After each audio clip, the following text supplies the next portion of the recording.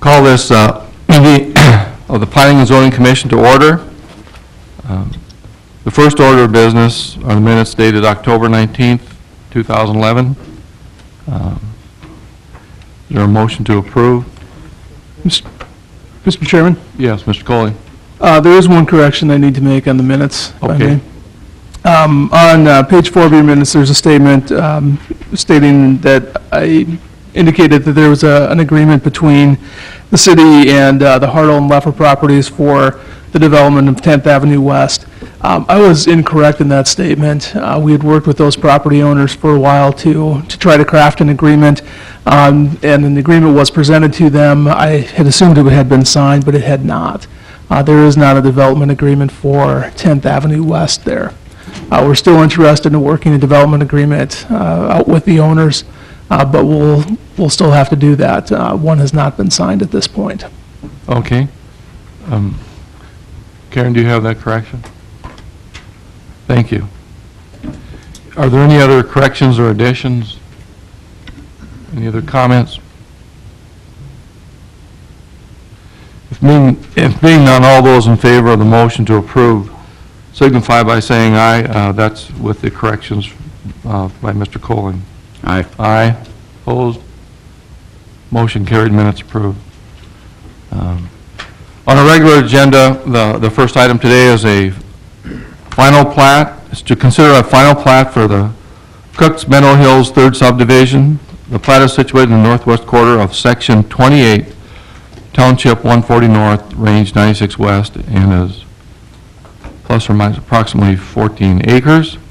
At this time, I'd ask the party presenting, please come forward. Morning, Mr. Morning. Chairman, Commissioners. I'm Harvey Schneider with Tillman Engineering. With me is Mike Cook, the owner and developer for this project. The final plat of the Cook Meadow Hills 3rd edition as presented, as previously stated, contains 14.33 acres. The south boundary of the plat would be the north boundary line of the Cook Meadow Hills 2nd edition. The plat, as shown and presented, consists of 3 blocks and 4 lots. The proposed zoning will be residential. For Block 1, which includes 2 lots, will be zoned R3. Block 2, which includes 1 lot, will be zoned R3. And all of Block 3, which is 1 large lot, will also be zoned R3. The proposed access points for this phase of the plat will be a combination of the proposed 10th Avenue West and a continuation of the 12th Avenue West, which will connect in the future to the 34th Street West. There was some discussion at the last meeting, but during the last couple of weeks we prepared some legal descriptions, and Mike is willing to dedicate the remaining right-of-way to extend, both the 10th and the 12th Avenue corridors up to 34th, if that's what your wishes would be. We have those with us today, the legal descriptions that we could give you to do that. The proposed infrastructure will be connected on the 12th Avenue West, where the previous water and sewer was terminated on the previous projects. We also did mail out a copy of the plat to all of the utility companies, which we indicated the proposed easements on there. I got 1 comment back from the utility company, so. The request for annexation has been previously submitted to the city for the proposed 3rd edition. Also, on October 28th, we received a letter from James Kramer with the Dickinson Parks and Rec, stating that they agree for the cash in lieu of the land for the 1st, 2nd, and 3rd editions of the Cook Meadow Hills. But he indicated as we move forward, they would like to identify 1.5 acres to a 2-acre tract on the north end of our proposed master plan or sketch. I might also add that we're in the process of completing the new sketch plat or master plan for Cooks. And we have several meetings today, and we're hoping that we can have that submitted for the December meeting. With that, are there any questions of me? At this time, anyone have any questions or comments for Mr. Snyder?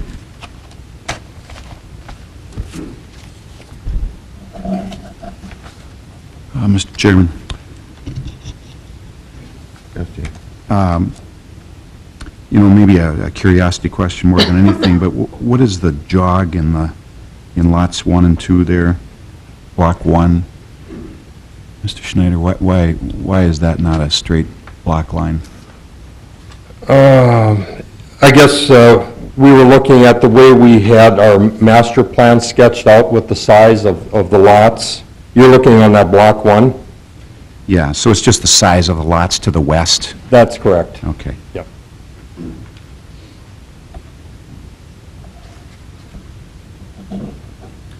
The other question I'd ask is, where are we, when we did the Meadow Hills first, one of the requirements was the tree planting at the south end of Meadow Hills first. Where's that?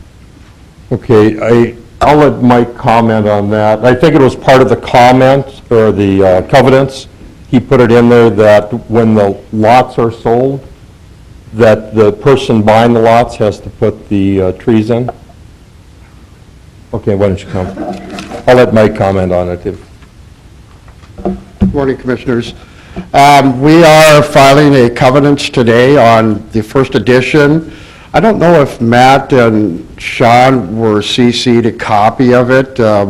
We did send one to Klein Oil also, which is going to cover the whole edition on the oil line easement. And then your question, Matt and I had agreed that the tree planting would be done prior to issuing a certificate of occupancy, for the reason that, you know, for me as a developer, some of these are already sold.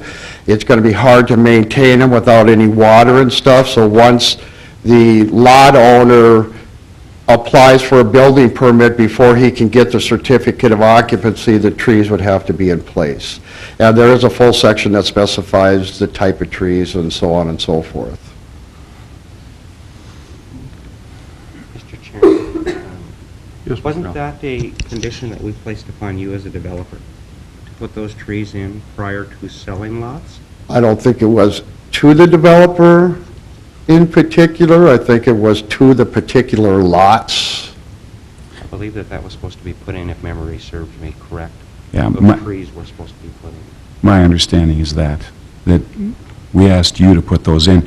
You know, in the end, they will get put in, I suppose, but we don't know that those lots will even be sold. So if they're not sold, if there's no certificate of occupancy, there won't be any trees. I think it was our understanding, and correct me if I'm wrong, I think it was our understanding that the developer would plant those trees. I believe that's correct. That's my understanding, and we will have to go back and look at those minutes, but I believe that was the understanding. There was no I condition guess on I it. don't have a problem with it Okay. if that's what you want. I think we were just kind of looking at the maintenance of them without actual water out there to be able to water them. Obviously, when the homeowner comes and he builds, he's going to have water, he's going to have hoses, he's going to have access to maintain the trees to keep them up and going. So we were looking more at that aspect of it than plopping in the trees, which is going to be difficult without any water per se to have accessible to water and stuff if we have dry years or what have you. But I mean, if that's what you would want, we can look and but I should know that before we file these covenants. I would think so. I think the filing of the covenants, if there's already been a determination in an agreement that those should have been put in, not based upon occupancy, but based upon the fact that I think the understanding was that those were to be put in whether the lots were sold or not. Mr. Colding, would you think they should hold up on those covenants, or is that going to affect a prior agreement? Mr. Chairman, I'd have to look back at the minutes and refresh my memory as to what the actual language of your motion was to approve that plat.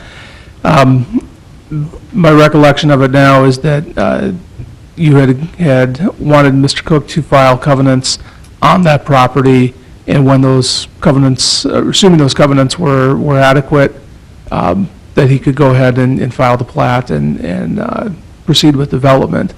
I don't recall, and I'd have to, again, look back at the minutes, but I don't recall whether you specifically delineated whether those trees were supposed to be planted now or be planted upon occupancy. But we'd have to check the minutes on that. Okay, thank you. Well, Mr. Chairman, I defer to staff if there's some different feelings, and also to the landowner. This was a concession to adjacent landowners, and if they felt otherwise, I'd sure be fine with that.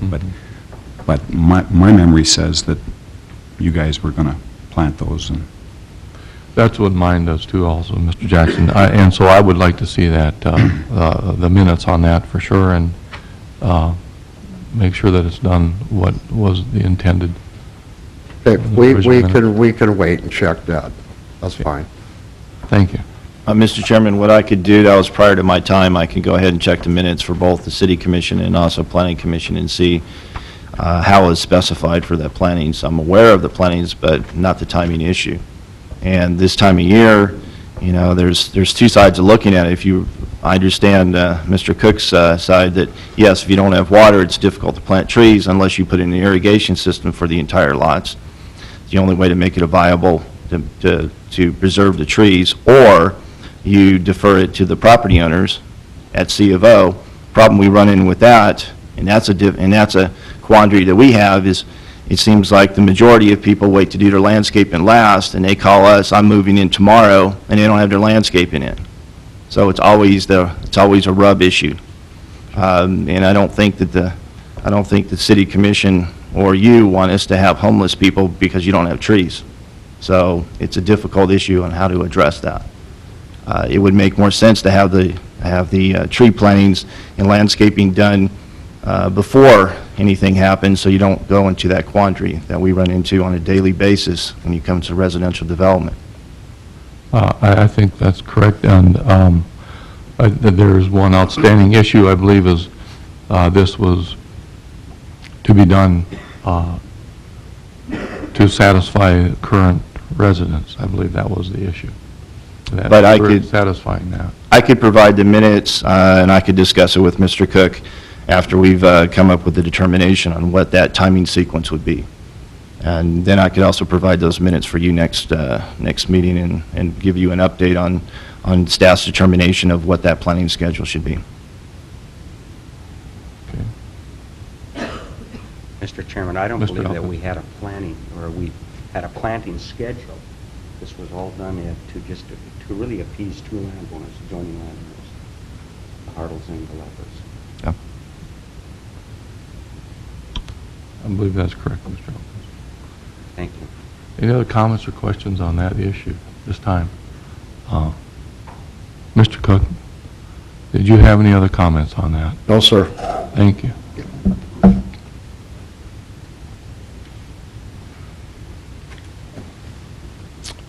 This time I'd ask if there's anyone else in the public who would like to make comment on this final plat, please feel free to come forward.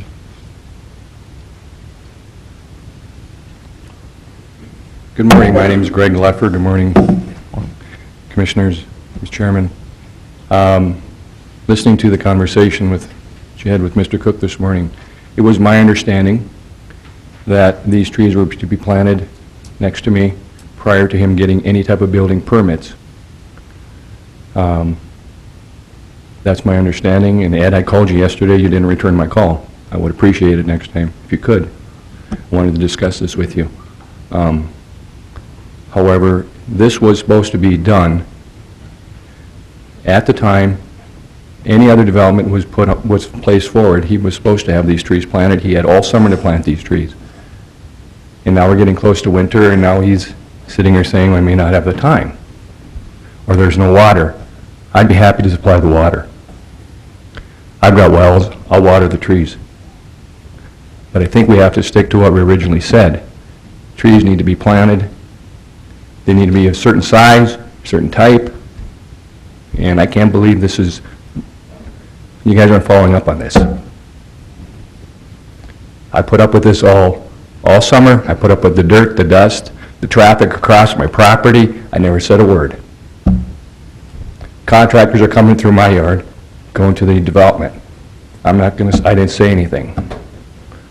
Now I'm going to say something, and I expect this to be followed through. I appreciate it. Thank you. Thank you, Mr. Leffer. This time I'm going to ask if there's anyone else who would like to make comment. Please feel free to come forward.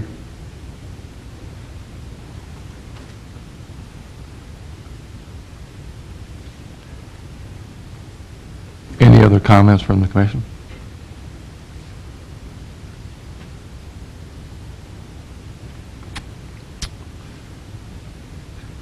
Any other comments from Mr. Curtin? No, we'll follow up on that. To respond to Mr. Leffer's phone call, I had meetings all afternoon. I do my very best within a 24-hour period. Thank you, Mr. Curtin, and I do appreciate that. He is busy. He does return most of his calls. I must say that because I had a call into him yesterday myself, and but he did return it. It was late, but he did return it. I know he's got a lot on his schedule, but I'm sure he missed that one, that he would have liked to have made that call.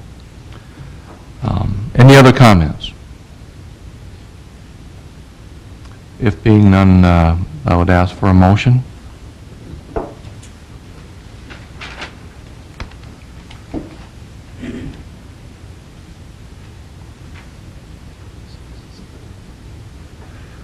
This is a final plat. And this, just to refresh everybody, this is a final plat. This is for the third subdivision. This is not for the first or the second. This is the third subdivision, final plat. Mr. Chairman, Yes, Mr. Tooze? I'd like to make a motion to approve Cook's Meadow, third edition, with one note that we do take some heed to, when we annex, that we take additional land on 10th Avenue West from the adjacent east property owner.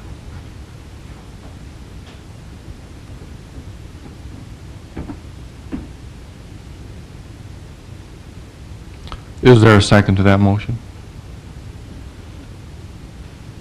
A second. There's a second. Mr. President, Yes, Mr. Coley. just for my clarification, Mr. Tooze, you're not attaching a condition to approval of the plat on annexation, Yes. is that right? Yes.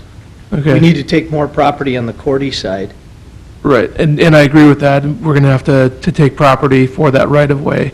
If you attach that as a condition of approval of the plat, then we're going to have to annex that property, though, to the east before Mr. Cook is able to file his plat. I think we have to. We have to because we're going to run into issues of impact fees and when we develop 10th Avenue. Well, the policy decision on it is for the board to make of whether or not that's the direction you want to go. I just note that it will delay Mr. Cook in being able to file his plat at least some amount of time before we'd be able to annex that property to the east. If Mr. Cook wants to pay for the entire 10th Avenue, then I'd remove that condition. Is that your wish? I don't own the property. That's right. Mr. Chairman, Yes, You have to Mr. take- Jackson.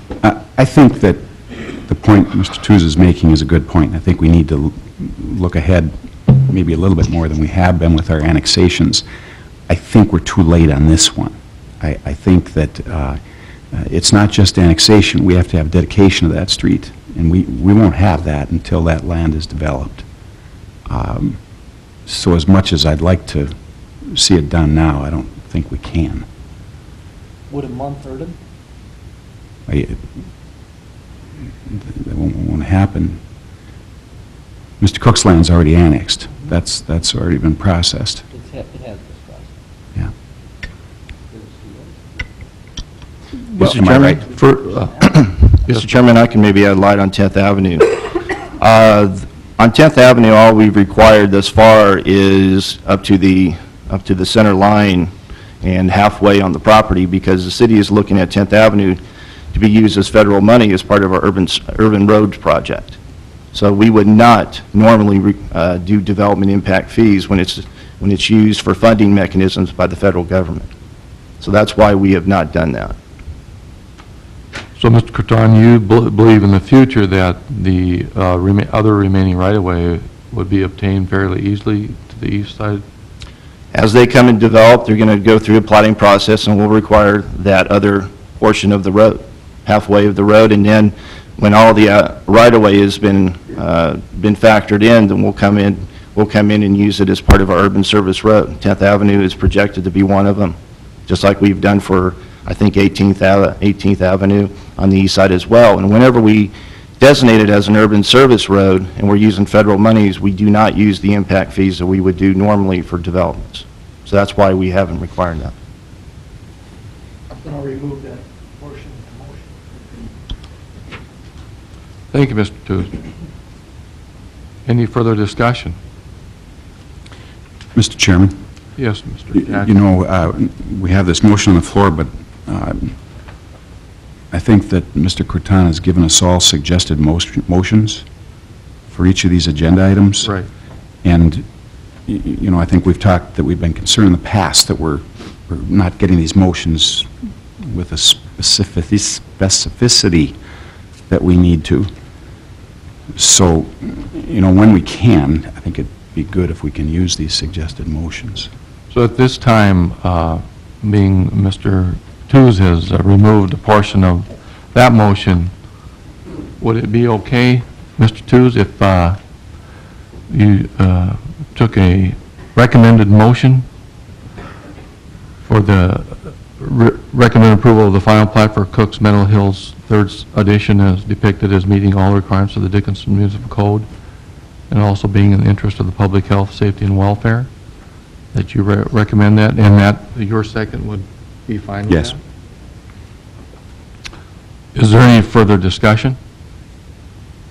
Mr. Chairman, if I might ask, are we not putting the cart before the horse in this case when Mr. Cook hasn't followed through with the conditions that were placed on the first phase? I'm not talking the trees. Are we not jumping ahead of ourselves? I recognize the need for R3. I'm just throwing that out there. Mr. Chairman, Mr. Jackson? if this was Mr. Cook's last subdivision, I might agree with you. But he's going to be before us again, and, you know, we're going to have opportunities to enforce our understanding of the tree issue, I think. I think that's a really good thought, and I too, we've got 1 and 2 subdivisions already approved, and we're already going to be going back to the second subdivision and ask for rezoning. And we're going to look at what is the wording of the trees in the first subdivision, and we have a third subdivision here that is being asked for a final plat on, and we're still looking at 2 separate issues with the first 2 subdivisions. So essentially, the first subdivision and the second subdivision aren't what they were originally presented. We're asking for a follow-up and a change on the second subdivision already, and we're asking for a final plat on the third subdivision. So I think that's, in my opinion, too, is a fair question.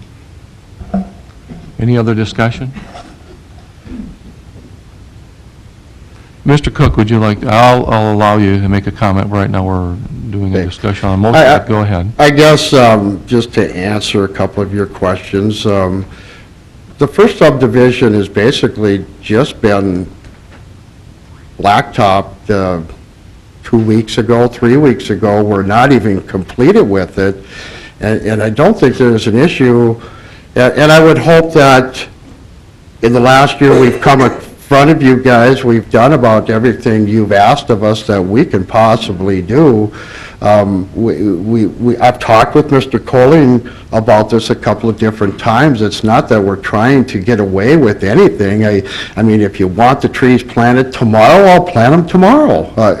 You know, we're just trying to come in front of you with something that is also going to be workable for everybody, and the reasoning and the rationale of having water and the owners around. I can plant them now. When they sell, I can't keep them up either. I'm not the owner of that property, so we're just trying to find something that's going to work for everybody here. Eventually, you're going to get your trees.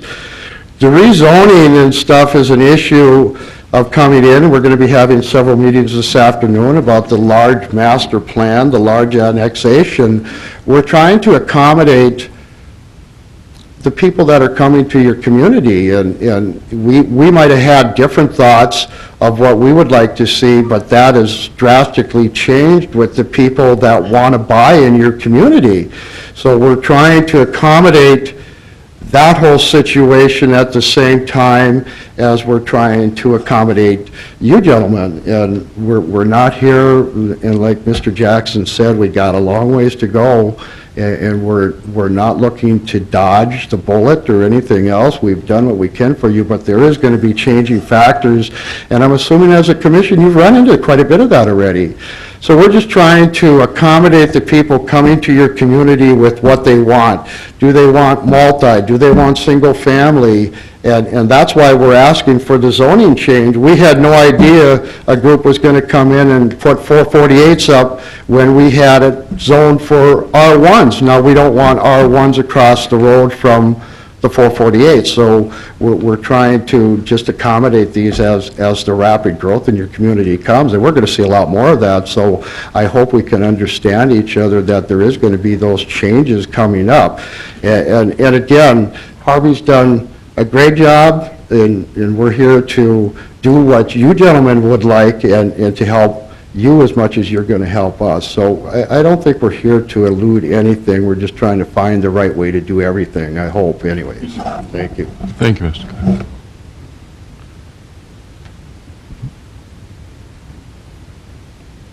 Is there any other discussion on this motion before us? Anyone have any other comments? I would ask, I'd like to hear a comment from Mr. Kovash. Has Parks and Rec been satisfied? You know, since the last meeting, there's been several conversations, I think with Mr. Cook and Mr. Kramer and myself. You know, I don't think this has really gone exactly the way we had hoped, but I think we're at a point where we're comfortable this go around. We have shown Mr. Cook where we want the property, and we have let him know that it's roughly approximately 2 acres that we're looking at. So we're okay with that as a board, with the understanding that when he does move forward, nothing's going to happen until it's specified where that park is going to be, or park land. But I do have one question for Mr. Colling. If he can clarify, there's been question as to, you know, we get 5% of the total acreage. That total acreage, there's been question whether or not that includes if we take out the streets and sidewalks. I don't believe there's anything that says that. That's a good question. My recollection of the ordinance is that it depends upon lot size, and it's the actual lot size upon which that determination is made, the calculation is made. So it would not include the streets, it just include the lots. So if we have 100 acres, we get 5% of 100 acres? If the lots themselves equal out to 100 acres, yes. There's a different formula for low-density residential, medium-density, and high-density residential. So it's not a straight 5% across the board. Because that's something that we might need clarified, because we're talking roughly 2 acres from Mr. Cook, but then there's still going to be some cash in lieu, and somebody's going to need to be able to figure out exactly what that is. Mm-hmm. So hopefully, we can get that accomplished. Other than that, I don't have anything else. I think we're okay with it.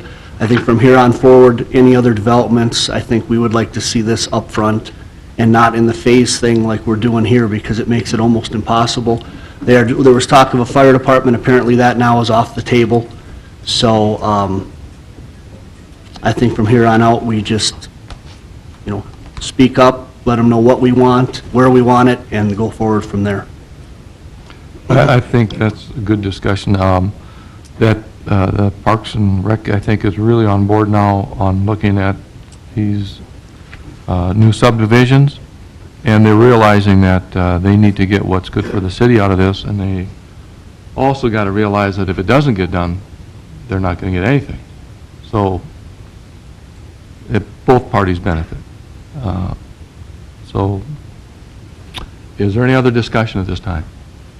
Mr. Chairman. Mr. Krieg? I agree with both Mr. Tews and Mr. Elkins' comments regarding 10th Avenue East and, the trees and moving forward, but I think we need to move forward with this plat, and I think the message is out there as far as anything else coming in, those trees need to be in place. Just in regard to some of Mr. Cook's comments, yes, we're trying to please the people moving in, but we also got to please the people that are already here. So we're in a tough situation, and we're just trying to work that out. Thank you, Mr. Green. Any other discussion? Mr. Ralph? Chairman, and I agree, Jerry, wholeheartedly. There's a need for what Mr. Cook is doing, but I would like to see the developer satisfy those people that have been here and lived here all their lives. That's all I'm asking of this. I agree with that. I would like to see that prior agreements on the first subdivision be satisfied, that they not be ignored if such be the case, but we will get a legal opinion from Mr. Colling on that. Is there any other discussion? Mr. Chairman, I could clarify the issue on the dedication of 5%. It does say minimum of 5% of a combined area of land to be developed exclusive of all other dedications, and dedications would include right-of-way. So the right-of-ways would be removed from that. So whatever dedicated portions that are required as part of the plat would be excluded, and then whatever leftover land would be the total 5% of that leftover portion.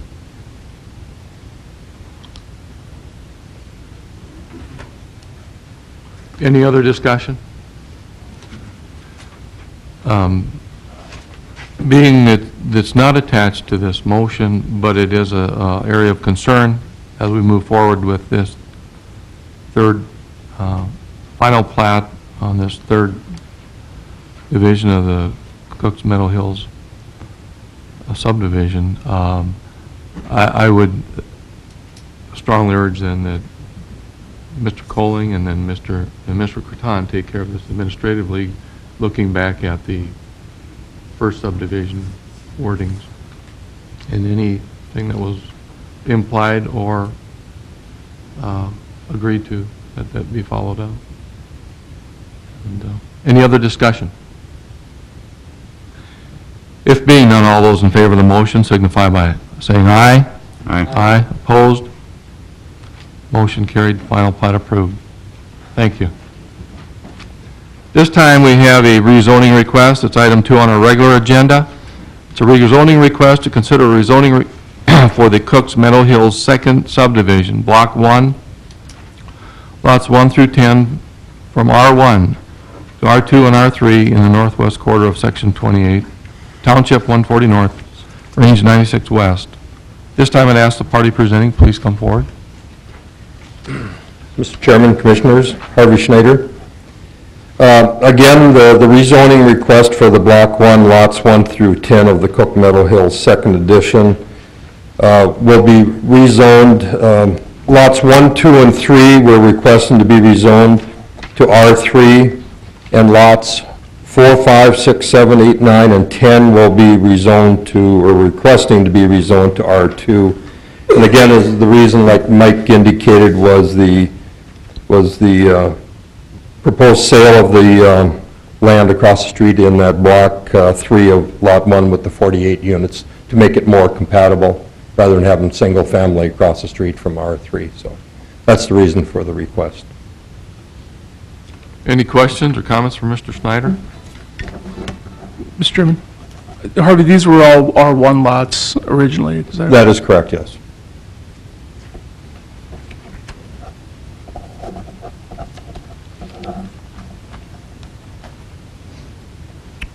Thank you, Mr. Snyder. This time I'd ask if there's anyone in the public who would like to make comment on this rezoning request. Please feel free to come forward.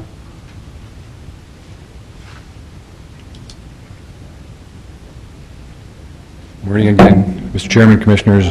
When this plot was approved, preliminary plot was approved, when it came to this Planning and Zoning Board, it was laid out, and it looked like a pretty decent plot, the way the R1 was set up, the way the R2 and the R3, and how you had a gradual change. I'm rural residential, we went to R1, R2, and then R3. And now we've got a mixture of R3, R1, I mean, nothing is following the initial plot that he's talking about. And it appears to me that it's pretty evident that he hasn't been able to sell any of the residential R1 lots, and he's now wanting to cash in and make some money and try to get some apartments put up. And whatever it takes, because the further out you expand, the more cost it's to the developer, I understand that. But is that what you want? Is that what planning and zoning is here for, is to have a mixture of the gradual change in zoning from what it was? I thought this was an understanding that this is approved the layout it was when he started this project. And now we're going from R1 to R2 to R3, and we got residential R1 across from R2, and we're jumping into R3, 48 units is what I'm understanding? Along 10th, is that my understanding, Mr. Corton? Well, there's also going to be a public school along 10th Avenue. There's going to create a lot of traffic along that street. Is that what you want? I mean, yes? Okay, apparently. I just think that the planning and zoning needs to sit back and really think about when you start making these zoning changes from R1 to R2 to R3. It needs to be really platted and thought out. I don't know if there's a hurrying issue here, if there's what's the hurry? Can't we sit down again and look at this and take some time and consideration in this? I understand there's a need for housing, but is this something that has to be done in such a method of, you know, I can't sell R1, so I'm going to ask you guys to change it to go to R2 or R3 right away. Think about it. Thank you. Thank you, Mr. Lever.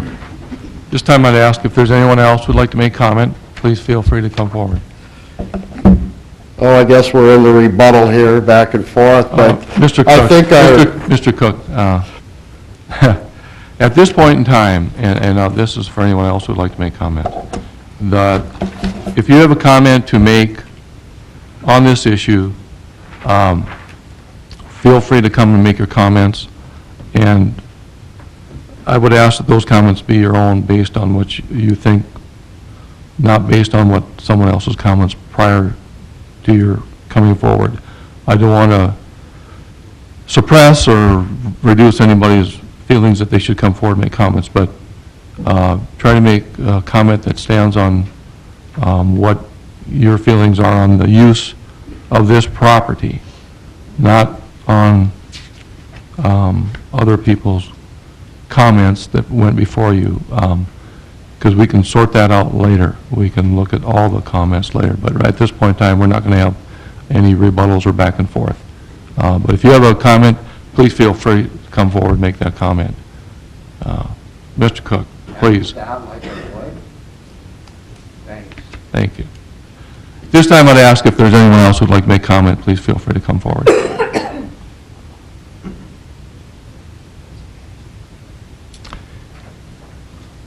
And I would ask for a comment from Mr. Corton on how the transition of this particular rezoning would fit in.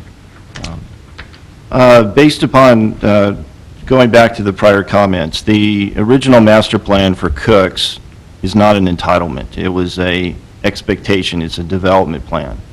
It was never approved by Planning Commission. It was never formally approved. It's an expectation that they provided. Subsequent to that, they went through and did 2 or 3 additions. After this addition, we have told them that they need to come and do the entire plat in order to get an entitlement or an investment for that. In other words, they're coming back for the remainder of it so it could be holistically looked at. That will be an approved plan. That will be a preliminary plat, and then subsequent to that, they'll come back with phases. That's the way it normally should happen. With respect to 10th Avenue is proposed to be a major corridor. So, you know, looking at land use issues with urban infrastructure, it makes sense to have higher density along your major transportation routes. 10th Avenue, I project to be one of our major north-south routes. So why wouldn't you have higher density? I mean, you have to be able to deal with the vehicle trips that are generated for developments. You would have commercial and industrial developments along your larger road segments. So having higher density makes sense. We as a community realize the explosive growth that we're dealing with. Single-family development is not going to significantly address our housing shortage. We need to have more multifamily, and as a commission, we've struggled with that over the 7 months that I've been here and even prior to that. So we're looking at areas that could have higher densities, and this particular corridor makes sense to have higher densities. Going further north, when you're talking about 32nd Street Southwest, that area there, as the development occurs, will probably have commercial and higher density as well. So with respect to having R3 in this particular area, I'm very much in favor of it. It makes planning sense. We're factoring that in with 10th Avenue when that's developed, along with the overall development of this project. So with that, I recommend approval. Thank you, Mr. Corton. And I have a question on that. As far as the rezoning and the density changes, how does that affect what and if the park board has accepted property or monies for this particular phase of this project? Do you know, Mr. Kovac? Being you, I think you explained the formula. Right. I don't know exactly, but I do know that apartments are looked differently upon than single-family homes are. I'm not sure what that figure is or how that's calculated, but I know there's a difference there. But I couldn't tell you off the top of my head what it is. Just a quick look at our subdivision ordinance with respect to your question, Mr. Kovacs. It does say dedications. It says any plat for residential subdivision or development in the city when the same shall be designed for the zoning classification of RLD, which is residential low density, residential medium density, or residential high density, shall have a minimum of 5%. So my interpretation of it, it wouldn't impact you at all. The 5% category still applies for R1, R2, or R3 zones for it. So the zoning classification is not going to affect you detrimentally in any way with the overall 5% for the total development, excluding the dedicated portions of the land. But I think it does change the cash in lieu, though, doesn't it? Because I think it's typically $100 per home, but then when you have apartments, it's done differently. Am I correct? That part of it I haven't dealt with. I'll have to look through it to be able to give you. I'm not 100% sure, but I believe it's different for apartments. It's based on how many apartments, but I don't have that figure off the top of my head. It may be dwelling units. I'm hoping that, I haven't had a chance to go through that particular portion with respect to your question. I would hope that it's addressing dwelling units, because dwelling units will be reflective, would be an accurate representation of what the density is going to be. And if it's dwelling units, then if you have, you know, one for a lot for single family, or you have 40 for a large development, it'd still be reflective for your cash in lieu. But that's something I would have to check and get back to you on, Mr. Kovac. And Mr. Colling, do you have a comment on this? Mr. President, Mr. Kovac, it does address dwelling units in the ordinance. So it's, I believe, $100 per dwelling unit for low-density residential and $50 per dwelling unit for medium or high-density residential. Mr. Corton, on usage and pressure put on Parks and Rec's properties, overall, is it true that the higher density, there is more requirement needed for Parks and Rec property? Absolutely. Well, you're factoring in people, and density is representative of people. So, if you have a, very, very low-density area, then you may have a park for every mile or two or something, because you're factoring in X number of people should have a park. But if you have a high density next to it, then yes, you should have more parks in order to provide the density per allocation. And I don't think that right now, the Parks Department really has a calculation factor of what they should be looking at. Should it be a level of service standard is what I'm implying. As part of our comprehensive plan, we'll be looking at that and to figure out, your level of service standard for all kinds of factors, and one would be parks. Do you say that, a park should have every park should be built for 2,000 or 3,000 population, or do you do a radius or whatever? That's something we'll be looking at our subsequent comprehensive plan.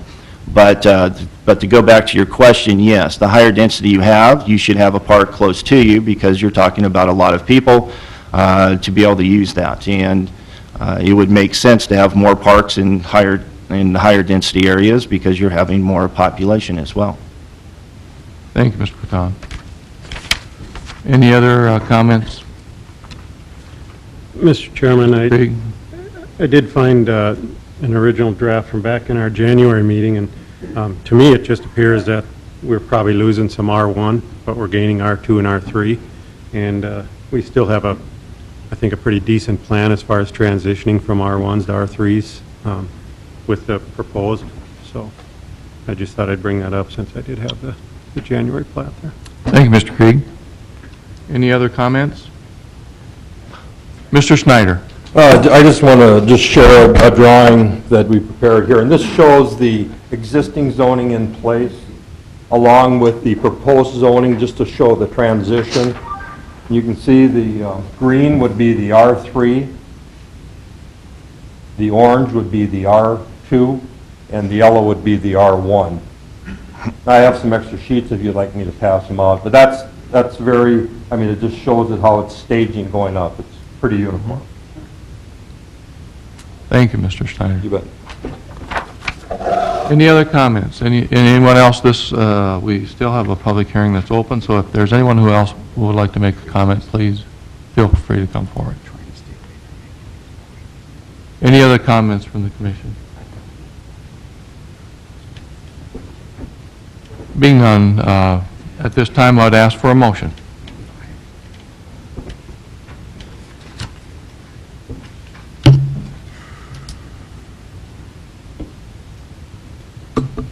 Mr. Chairman, Yes. make a motion to move that the City of Dickinson Planning and Zoning Commission recommend approval of the rezoning petition for Cooks Meadow Hills Second Edition as depicted, as meeting all the requirements of the Dickinson Municipal Code and also being in the interest of the public health, safety, and welfare. Thank you. Is there a second? I'll second. A second. Any discussion? Mr. Chairman, Yes, Mr. Jackson. as we made this motion, I think all of us have been thinking a little bit different as this conversation's been going on. This is the Meadow Hills Second Edition. They're going to still have to come back to us with the third. We've been talking the third an awful lot here, so I just wanted to make that clarification.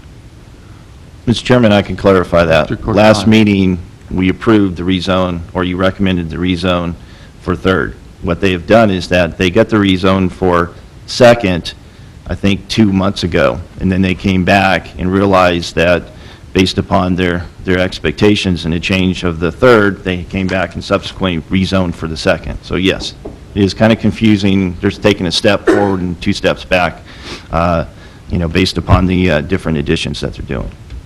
And we already had the first reading of the Cook's Third Edition rezoned to R3, and the second reading will be November 21st at the City Commission meeting. Thank you, Mr. Croton. Any other discussion?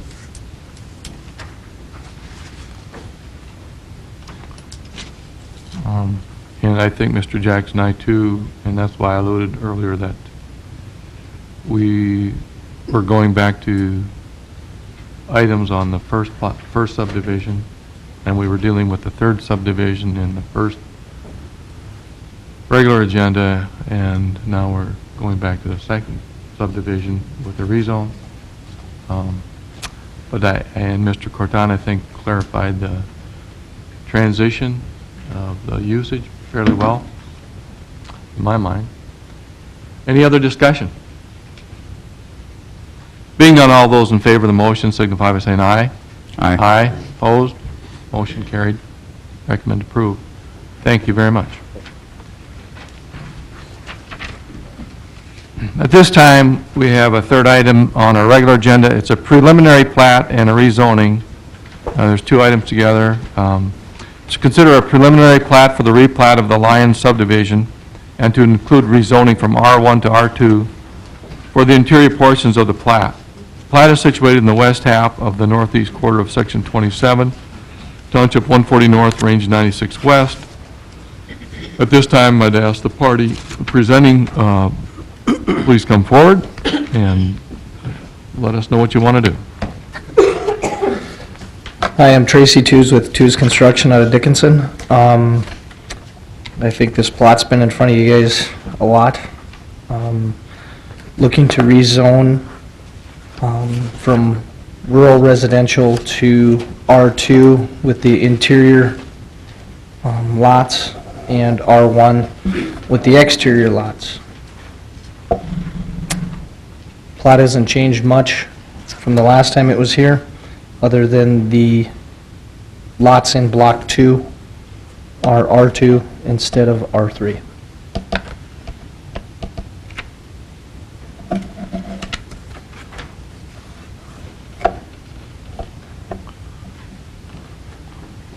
Mr. Tews, did this plat, does it show less number of units than the one prior to it? You went from R3 to R2. This one, you say there's 48 units, right? Yes, I don't believe so. Number of dwelling units is The 48. number of, yeah, the number of lots are not Dwelling less, units. but the number of dwellings that could possibly be built on there are less. Less, right.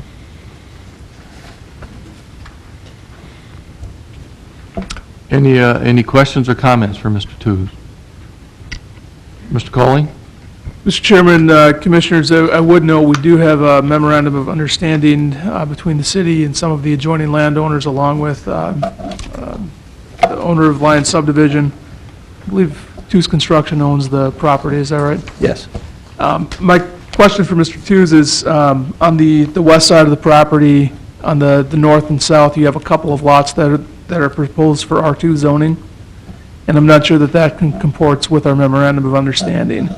I think we have to maintain, under the memorandum at least, maintain R1 zoning entirely along the north, east, and south boundaries of Lyons subdivision.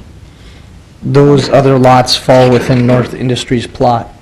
Okay. And are in that detention pond area.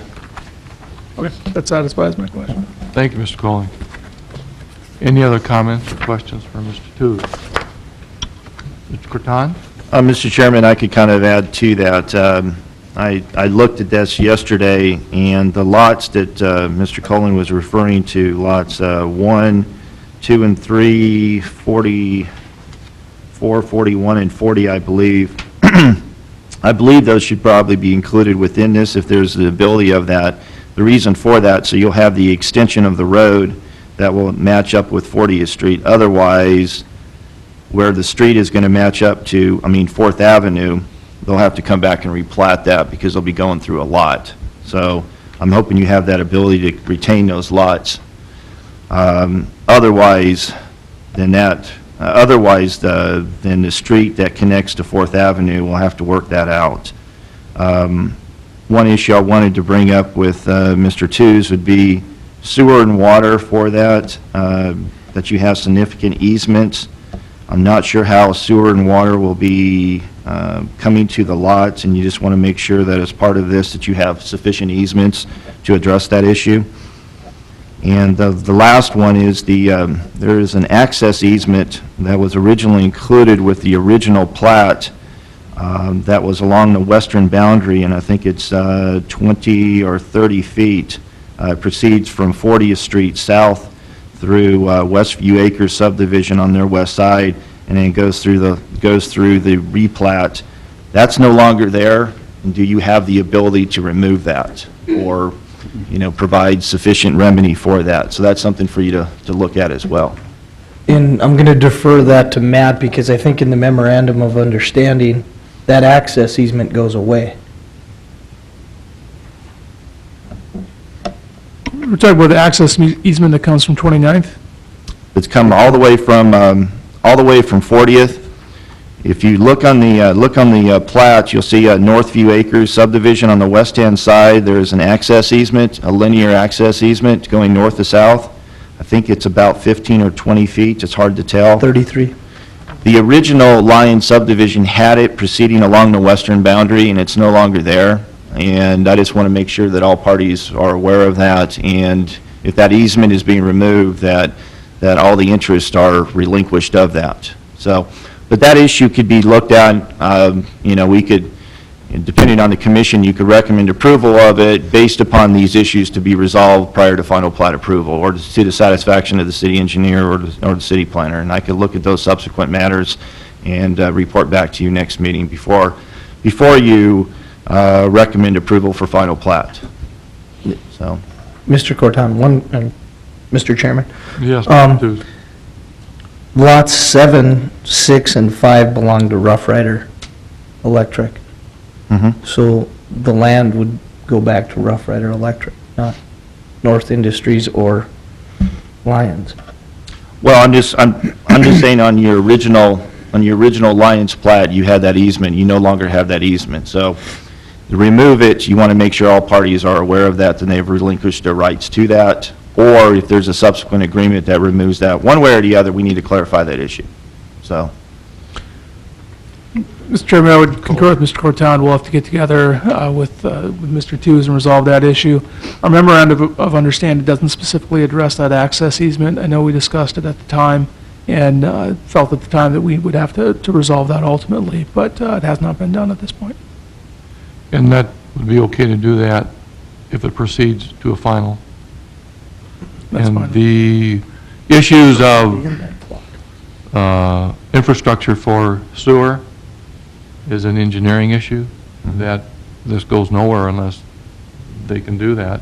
And Mr. Tews, you've probably looked at that already, hopefully? We have. We have, with Cattermas, Lee, and Jackson. Mr. Chairman, all I'm trying to do is just make sure that it lines up, that we're not going to be chasing after an easement for sewer or water because it didn't work out right. I just want to make sure to our satisfaction that we have that. We don't have construction level plans, and we don't require that at this stage. I know we've had issues with the easement issue. We just want to make sure this issue is clarified on this particular matter, and that's something that we could do. I think a condition that, prior to final plat approval, the sewer and water easements and this issue has to be resolved to the satisfaction of the city planner or city engineer would be sufficient to address those issues. I think that'd be appropriate for you administratively to see to it that if this proceeds, that at the final plat, they would be on there and those issues would be satisfied. Any other comments or questions for Mr. Tews? Mr. Chairman, Yes, Mr. Jackson. this piece of ground has come under a lot of scrutiny over the last few months. The agreement that Mr. Colling referred to is pretty detailed, it's pretty extensive. There's been a lot of compromise by this developer, by adjacent landowners. The city's been involved, so I think it's really gotten a lot of scrutiny, and I'm ready to approve it. I think it deserves to be approved. There are some detail things. We've talked about that access easement, and that access easement was part of the original Lyons plat, and I'd recommend that we put it back in, that the owner put it back into this replat, give it a lot number so it can be deeded to the adjacent property owners. If it's not, it's going to end up being an orphan piece of ground that nobody's going to take care of. The sewer easement that Mr. Curtin refers to is not only for the city's benefit, but also the developer. That needs to be taken care of. There might be a configuration issue at the intersection of 34th and 6th, I think it is, that we'll want to look at. A couple of other things that we haven't talked about. I talked to Mr. Curtin quite a bit yesterday about the street coming from the north, dead ending. I think staff has gotten to a point that you're okay with that, I think. I'm still a little bit concerned about that dead end to the north. It could be solved by running that street through the replatted area. And then I think we need to have an understanding of what's going to happen on the east side with the half street. I know that the owner does not own any more than that, so it would involve another owner. But what is our plan in the future to take care of a street that's only 33 feet wide, that there will be lots fronting on? So, Ed, if you could comment on those last couple of things. Commissioner Jackson, on that, with respect to the dead end on the property for the 6 lots on Northview Acres subdivision, I'm in favor of letting that be as is. That's per the last couple of meetings, the wishes of those property owners. Those properties are in the county when urban services are provided, and they choose to be annexed in and want to have a higher density. They can come and replat it and correct that accordingly. I think that there's times in which you evaluate it per the city's design criteria and with respect to the overall development of the city, and then you also factor in the wishes as well with the parties of interest that live in there. And that's been their desire, and I'm in favor of letting it be as is. When that comes through and they want to further increase the density, if they choose to do so in the future, then at that point they could be corrected by the developer. That would be fine. That would be like any other correction that you would normally do. So I'm in favor of letting it dead end at that point. The city engineer is in concurrence with that as well. With respect to the one on the east side, the proposal by the applicant is to have, let's see,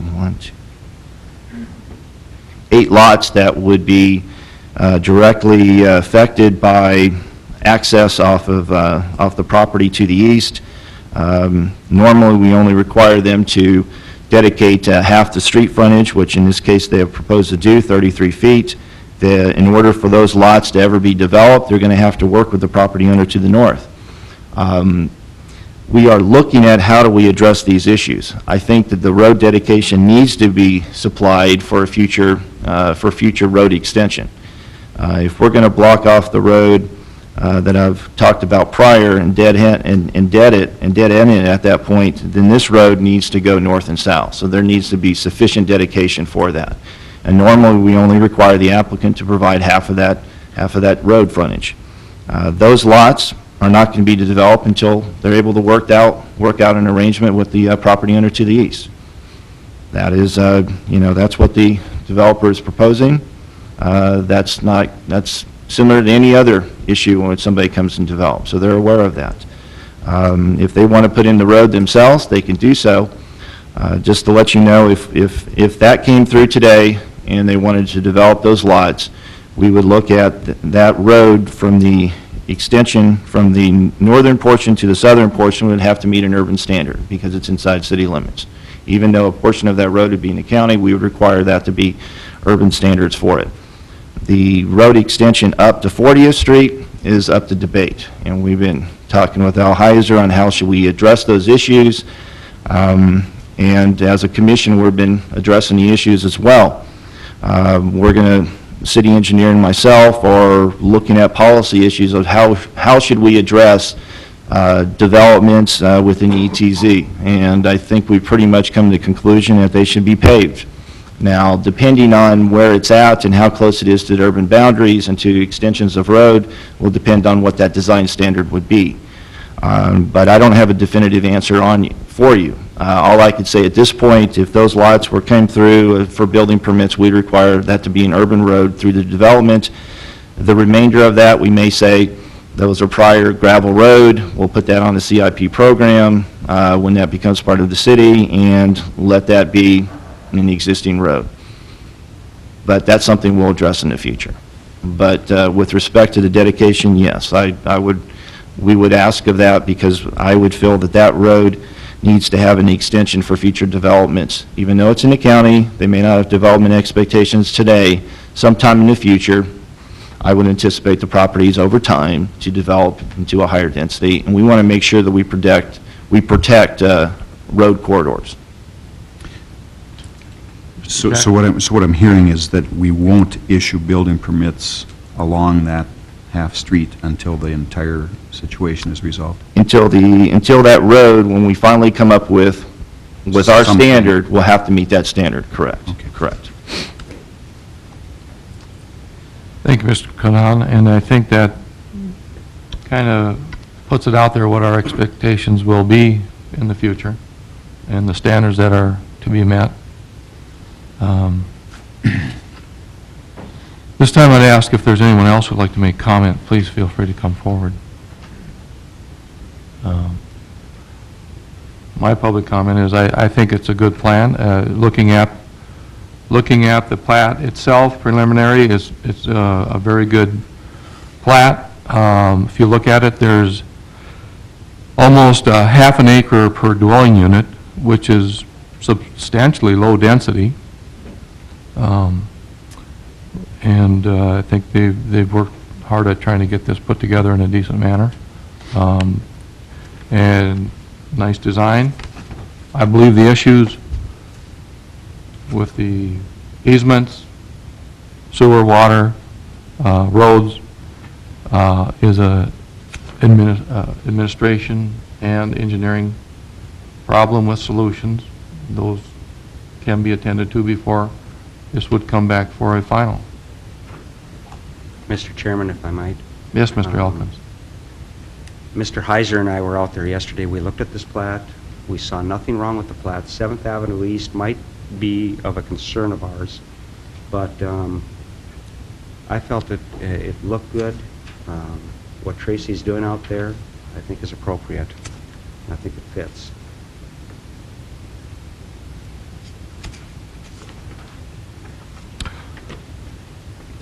Are there any other comments?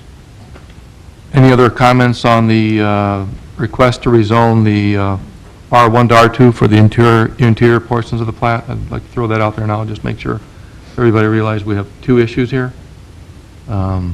This is a preliminary plat and a rezoning, both.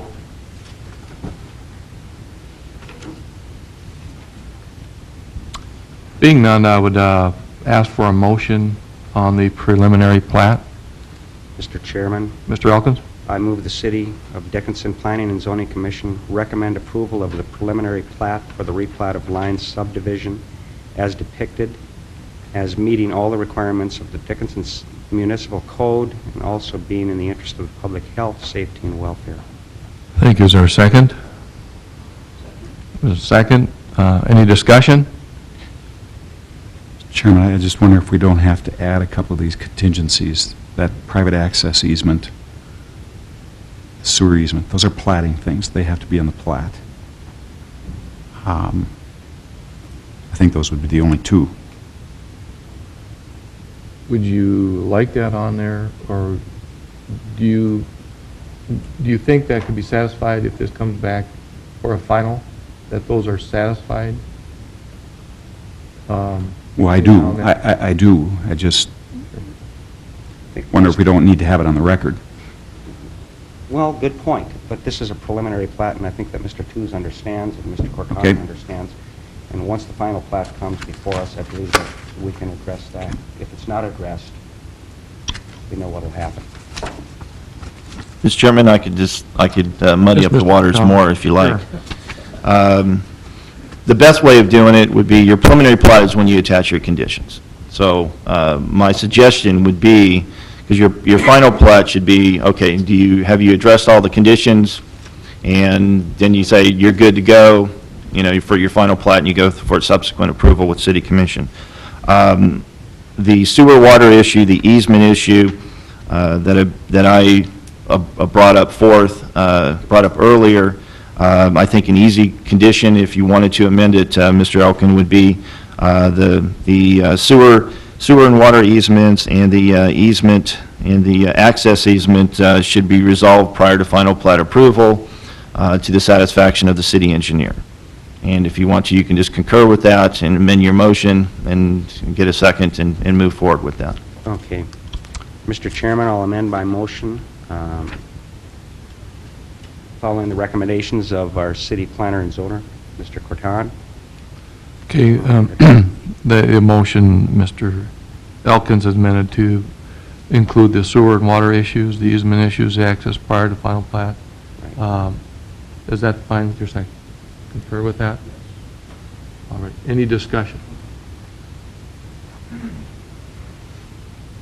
Being none, all those in favor of the motion signify by saying aye. Aye. Aye, opposed? Motion carried, preliminary plat recommended. This time, then, we'd ask for a motion on the rezoning portion of this agenda item. It would be, in this preliminary plat, to include a rezoning from R1 to R2 for the interior portions of the plat. And I would ask at this point in time, do we have enough description for the rezoning? Do we have it described adequately as to which lots are actually going to be rezoned from R1? Mr. Chairman, Yes, Mr. Jackson. the sketch that's shown for the rezoning isn't the same layout as the plat. So I think we do have to be specific with the lot. with Can the we lot get numbers. specific numbers on that at this time? I think I've got it here, Okay. but you probably want to have some more discussion first? Yeah, I would like to, I'd like to actually see the numbers so it's really Okay. very clear before we, Well, the way I've or got it within the here, motion. the way I've got it here, it's lot 1 through 3, block 1. Lots 13 through 26, block 1. Lots 36 through 44, block 1. And then lots 1 through 10, block 2 would all be R2. And the balance would be R1.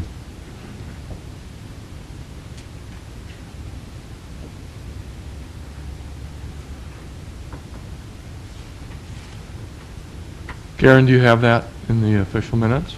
Mr. Tews, does that sound correct to you? Yes, it does. Okay, at this time, I'd ask for a motion on the rezoning.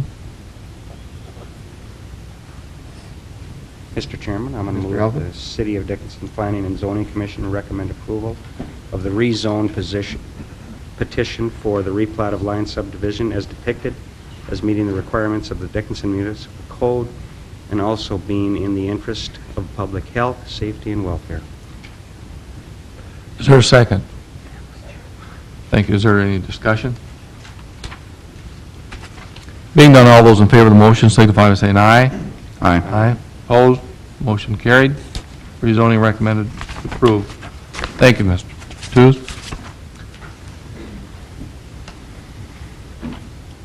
This time, on our regular agenda, we have item 4, which is a special use permit request for a special use permit from Weston Solutions to operate an office in the residence situated in the R3 zoning district on the property described as west part of lots 5 and 6, Block A, Dakota Land and Colonization. It's 509 3rd Avenue West. This time, I'd ask the party presenting, please come forward. Give us your plan. Good morning, Commissioners, Mr. Chairman.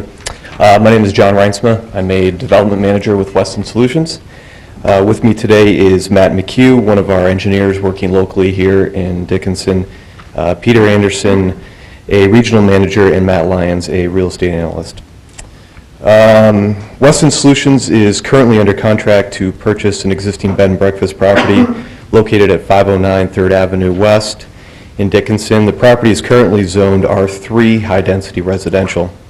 According to the Dickinson Municipal Code, office uses, including general offices, are permitted by special permit.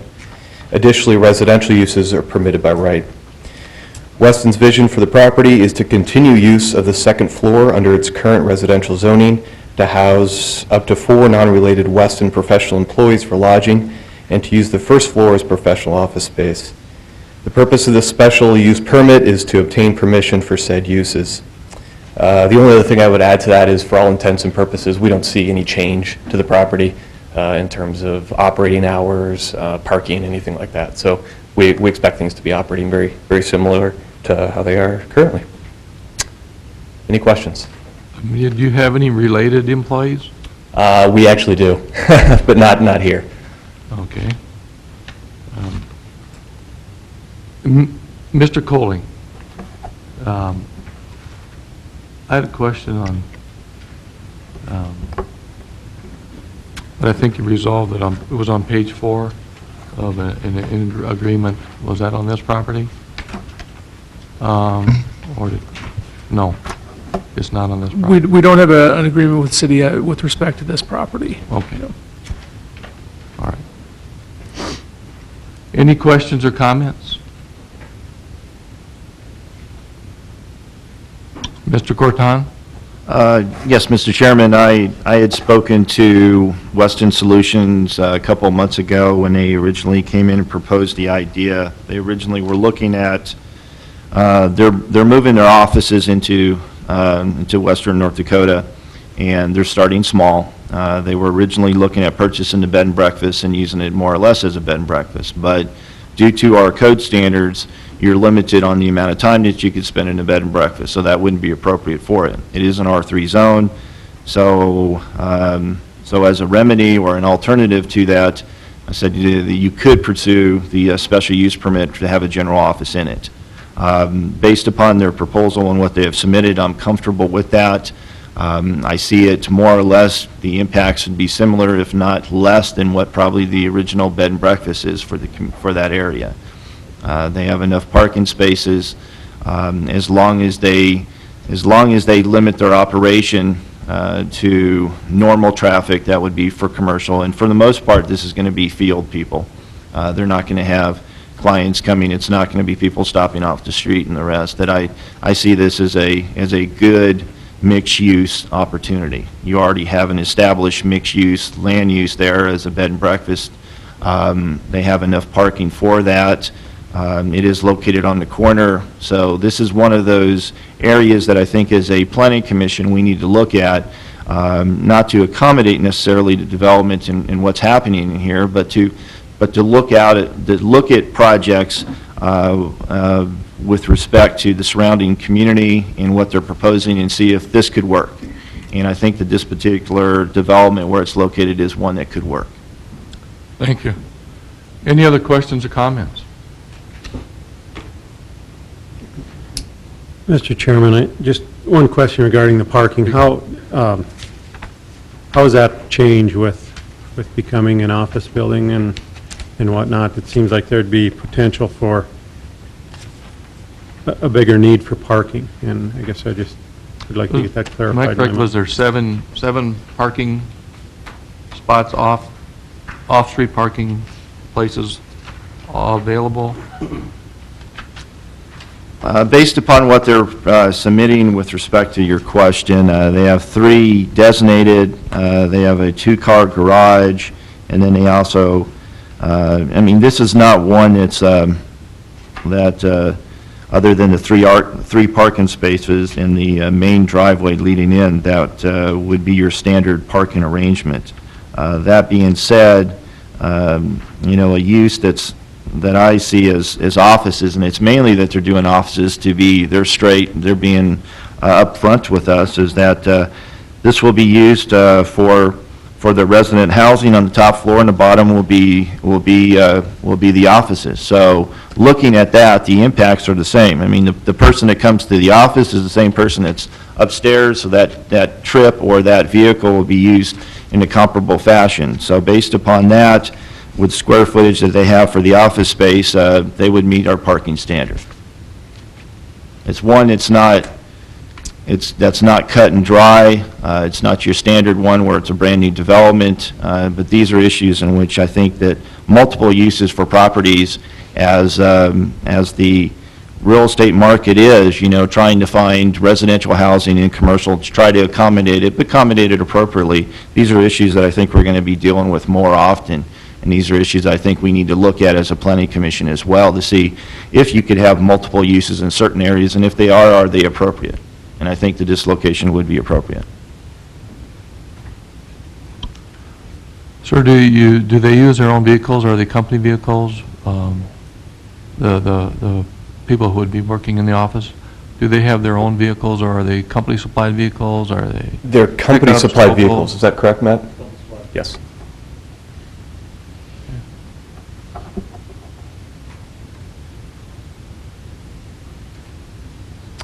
Any other questions, comments?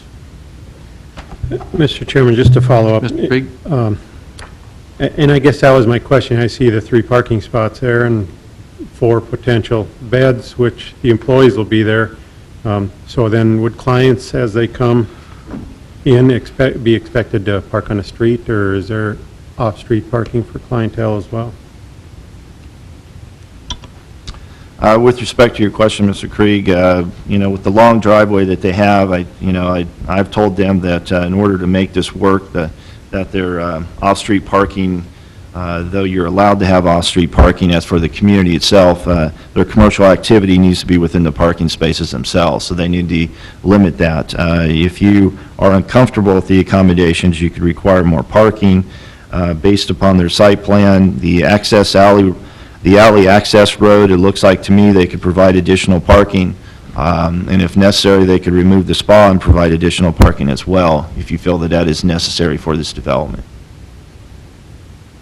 And that could be a condition that you could propose and say that you required 2 or 3 additional parking spaces to accommodate the public for it. I'm just trying to minimize hard surface in that particular area. I think it'd be appropriate if you feel that way. Also, if you're uncomfortable with it, you could also put a condition to review it a year from now to see if the impacts are detrimental to the neighborhood. Give it a 1-year approval on it. So you have various ways to make this work. It's up to you to feel comfortable with whatever decision you have. Thank you, Mr. Croton. Any other comments or questions? I'd like to comment on that. I don't think it's really prudent for us to tell the developer to remove parcels of his property, or either we're all in on it or we're not. I mean, I think it fits. That's just my opinion. And if they're coming together with a nice plan of how it's going to work, I don't think it's going to add any impact to that area. There's a school across the street, plenty of parking.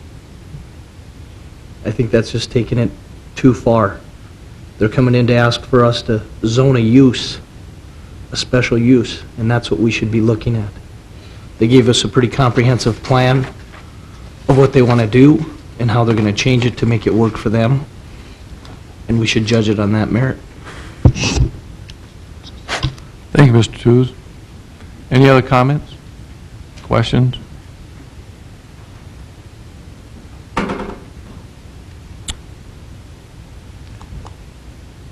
If being none, this time I'd entertain a motion.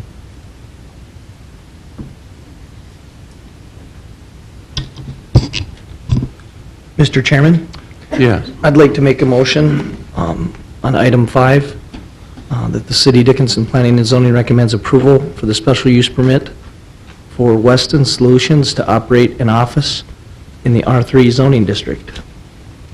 Okay. And we'll call that item 4, enclosure 5. Is there a second? I'll second that. Any discussion? Being none, none, all those in favor of the motion signify by saying aye.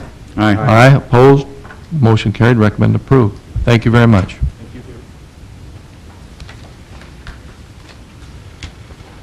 This time, we have item 5 on our regular agenda is a rezoning request. It's to consider a rezoning request from AG to RR for lots 2 through 5 in the Vaughan subdivision. Plat is situated in the southeast quarter of Section 25, Township 140 North, Range 96 West. This time, I'd ask the party presenting, please feel free to come forward, give us your plans. Good morning. We just want to change the zoning from agricultural on lots 2 through 5, from agricultural to rural residential. Basically just for loan purposes, the buyers are having some difficulty getting loans on an agricultural lot. Okay. Now, I'm understanding that, who are the property owners?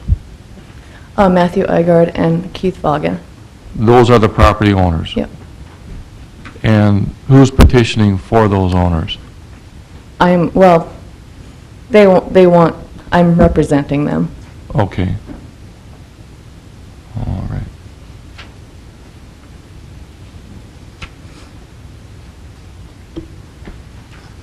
This time, anyone have any questions or comments? Mr. Chairman, I have one. Mr. Elkins? You're going to check with Southwest Water and make sure that they're able to service these lots out there, right? Yep, I am. We do have a line run through there that should be able to service it. This spring, we were told that there should be plenty of water for that subdivision, although it's been brought to my attention that it should be checked on again, so. Mr. Chairman, that's become a concern in the county. Southwest Water has made it quite clear that they do not have the capacity or the volume to service a lot of those subdivisions in the county that are somewhat sprouting up at this time. However, they are going to address that problem in the very near future, but I know even in the city of Taylor, there's a problem with water, capacity-wise. Is there a conflict now if Southwest Water cannot supply them, or they're in a Southwest Water zone that can't be supplied by Southwest Water, the ability to put in your own septic and wells? Is there an issue? Well, yes and no. You know, from a county perspective, we would just as soon see them, these subdivisions or whatever you want to call them, utilize Southwest Water. I believe that it should be up to the landowner or whoever the property owner to service himself with either a well or what have you. At the present time, they're going to have their own septic system anyway.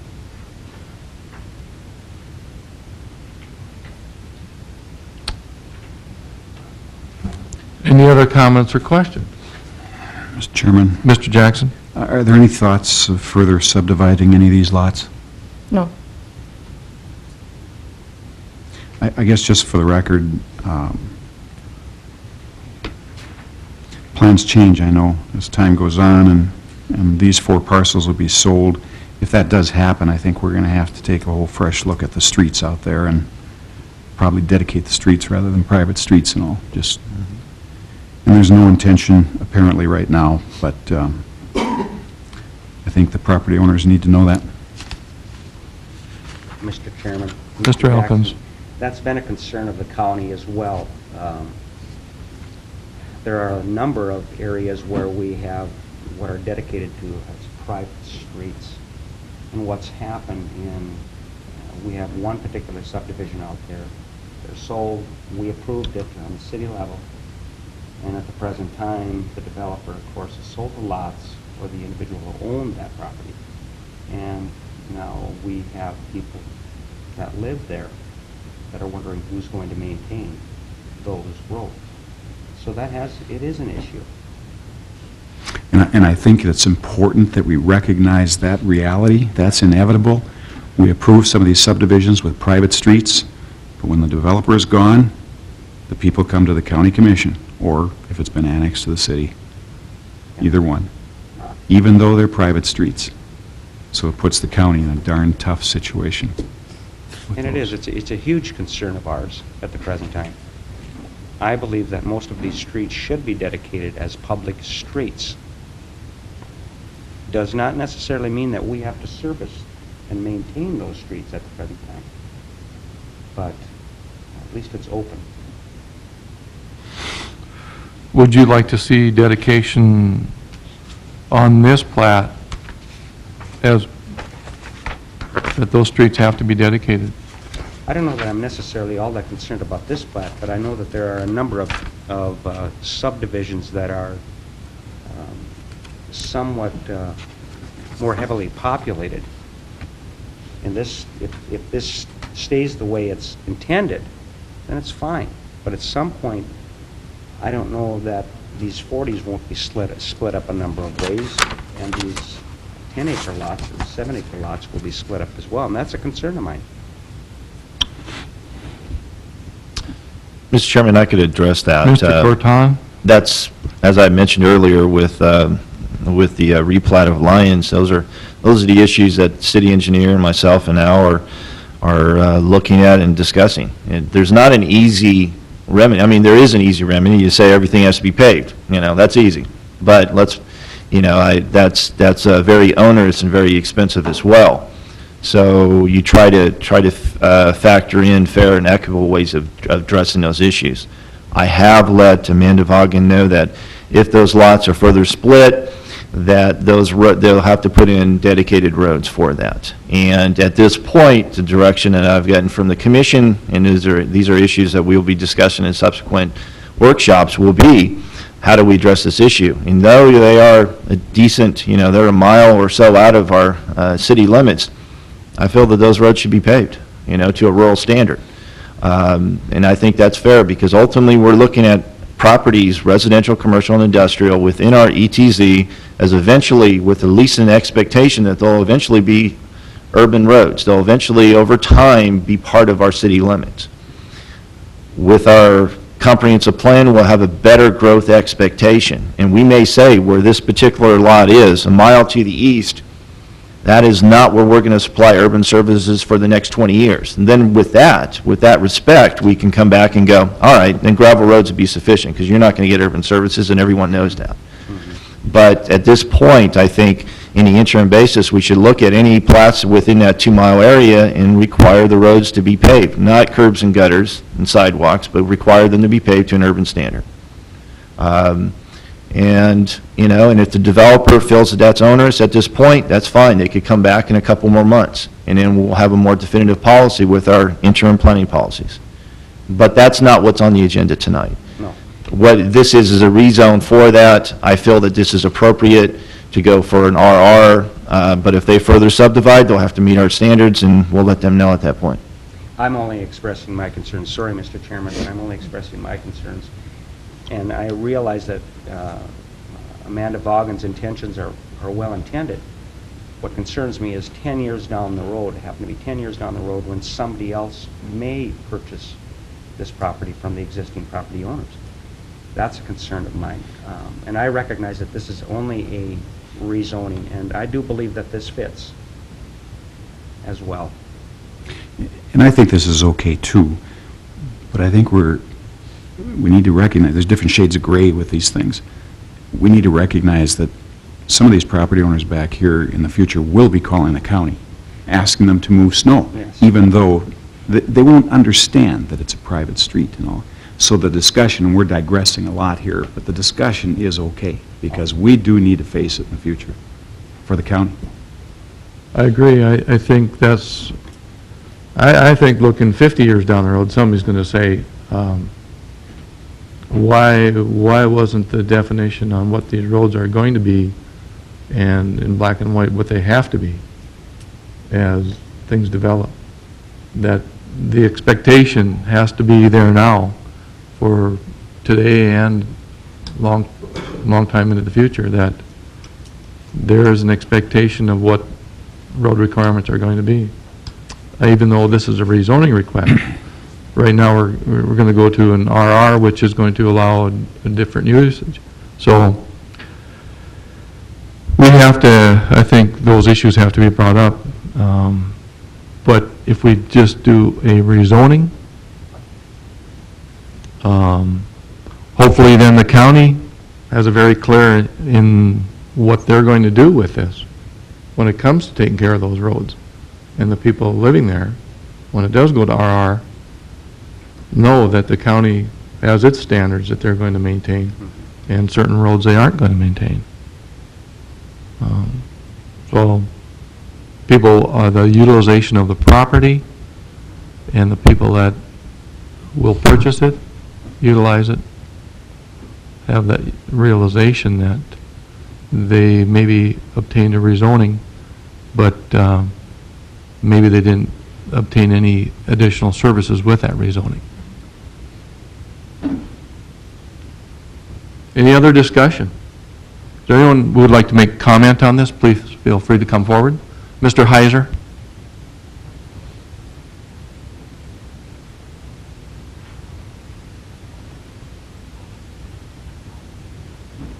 You know, our discussion is all fine and everything, and I think what's in question today is these 4 lots, all 4 of these lots are going to access off of 35th Street. So as far as paving lots, and I think what would really be in question is the other 3 lots, but today I think is, you know, is these 4 lots that are right, and all 4 of these lots are going to access off 35th Street, which once you leave the county road, you'll be into their property. So that's the only comment I have. Thank you. Thank you, Mr. Heiser. Any other comments? Mr. Chairman, Mr. Elkins? Mr. Heiser and I did go out, we took a look at this yesterday, and we called Amanda about some of the concerns we had, and we're well satisfied with what she's doing out there. Thank you, Mr. Elkins. Is there anyone else who would like to make comment on this? I have a question as far as RR on this particular location right now. Will they, is there horses out there? Okay. Any other comments? There's horses on lot 7, not on the 4 lots, nothing else is out there right now. Okay, thank you. If being none, I would ask for a motion. Mr. Chairman? Yes. Mr. Elkins? I move the City Dickinson Planning and Zoning Commission recommend approval of the rezone petition for lots 2 through 5 in the Vaughan subdivision. Is there a second? There's a second. Any discussion? Being none, all those in favor of the motion signify by saying aye. Aye. Aye, opposed? Motion carried. Thank you. This time we have item 6. It's a preliminary plat. Consider a preliminary plat for Wesley's addition described as lots 3 through 5, Block 2, Larson's First Edition, and Lot 5, Block 3, Mayor First Subdivision in the northeast quarter of Section 1, Township 139 North, Range 96 West. The plat is approximately 9 acres. This time I'd ask the party presenting, please come forward. Let us know what you'd like to do. Good morning, Mr. Chairman and Commissioners. My name is Tom Hodson. I work for Wesley Truck Center. I'm a store manager.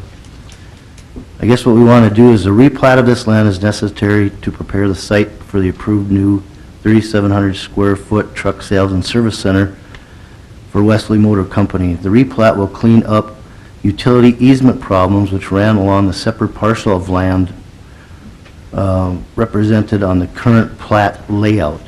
Wesley Motor Company now owns all the property covered under the proposed replat and would like to utilize the entire property for this project. Any questions? Are there any questions or comments? Mr. Chairman? Mr. Tom, Elkins. those easements that are in place at the present time, they're not being used. They're either utility easements or what have you, right? Right. And they're not being used. I think that's what this is all about. Right. They're not being used, but we're building over the top of those easements, or we'd like to build over top of them, and just, we don't want to have a problem down the road. If you, any objection from any utilities, municipalities? Not that I'm aware of. Not that you're aware of? Mr. Corton, do you have a comment on the easements? The easements, yes. When this was originally proposed to me, I think about 2 months ago, and I made a determination based upon what they wanted to do. In order for them to have a unified development site, they were including 2 lots of one subdivision and one of the other with easements in it, and I said the only appropriate way to do this would be a replat, come back and clarify the easement issues, and those issues are will be addressed as part of this.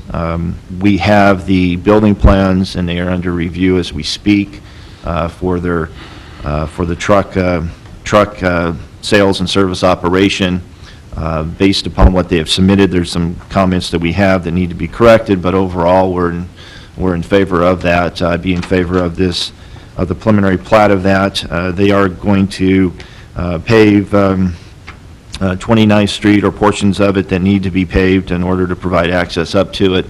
Those discussions were already made with the city engineer on it. But overall, I have no problems with what they're proposing on doing. We're reviewing the development plans in concurrent with the preliminary plat application. Thank you, Mr. Cortana. Any other questions or comments? Mr. Chairman, Mr. Jackson. I'd like to hear more discussion about the street situation. There is a street paved in there now, but it does not follow the dedicated right-of-way. It's on private property. The dedicated right-of-way is being used for truck parking. I think that this is the time we need to straighten that out, and I think there's a lot of history with this property. I know there's other development being proposed to the north. I don't know if this proposed platting, I don't think we should hold it hostage to this, but it may mean that we want a development agreement with this property owner so that he participates in that street situation. So I don't know if you can comment any more on what we're going to do. Is that existing street going to physically be removed and put over onto the right-of-way, or is the right-of-way location going to be changed to match the existing street?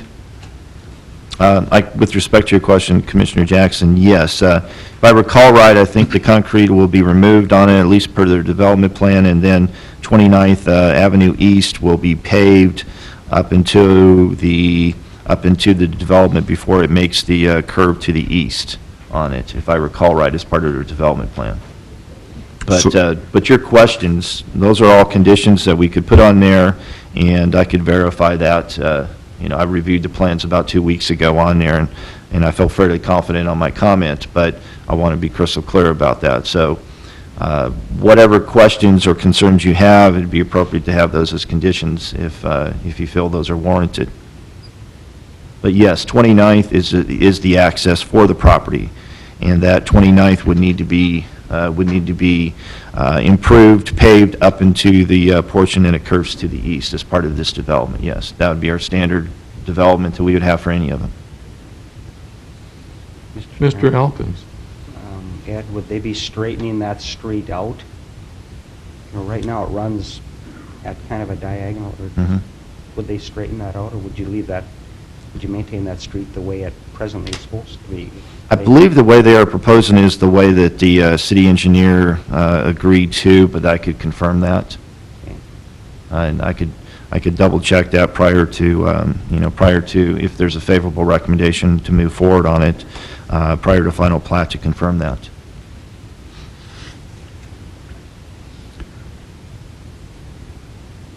Am I hearing this right, that you're going to change dedication on a street, or the dedication's going to stay there? I believe the dedication already for 29th Street East is already there. All they would be required to do is upgrade the road as part of their development for that. So, all they're doing essentially is replatting the property around it. The dedication of 29th Street East is already there as far as I recall, so that wouldn't be necessary at this point.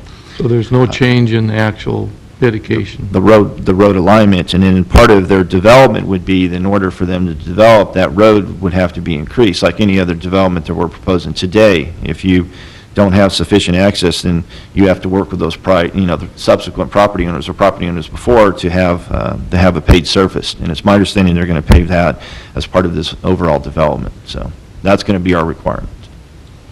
But that's not, but as far as I know, the right-of-way dedication for 29th Street East, that is not changing at all. Okay. But we could look into it. I could bring it up to the city engineer and have a comment on there to see. But that would be beyond what this boundary is for the preliminary plat. So if 29th Street East had to be realigned some way, then this would have to include additional property in order to realign that. I think the right way to do it is to get the street on the existing dedicated right-of-way. But is that your understanding also, that you guys will be participating in the paving of that street? Okay. Everyone satisfied with that? Mr. Mr. Cole? Mr. Chairman, this might be minor, but everybody keeps saying 29th Street East. Isn't it 29th Avenue East? That's an edism. I use street and avenue too many times, so Okay. my fault. Well, I mean, everybody keeps saying that, but it's 29th Avenue East, correct? 29th Avenue. Avenue, right, it's Avenue. Just making sure you're paying attention, Mr. Kovash. Mr. Chairman? Yes, Mr. Krieg? So, from what I'm understanding from this plat, they're going to pave their access straight in, and they'll also have a 29th Avenue basically paralleling that for a distance? Is that correct, or are we talking one road here? As part of their development, we're talking two different things. Whenever you develop the site, then you're going to have the roads paved. When you come through a replat, you dedicate those roads and you put appropriate conditions for that. So we're talking two different things. But yes, they are aware of that 29th Avenue will need to be paved, will meet an urban standard in order to provide access to their site. So 29th will be upgraded.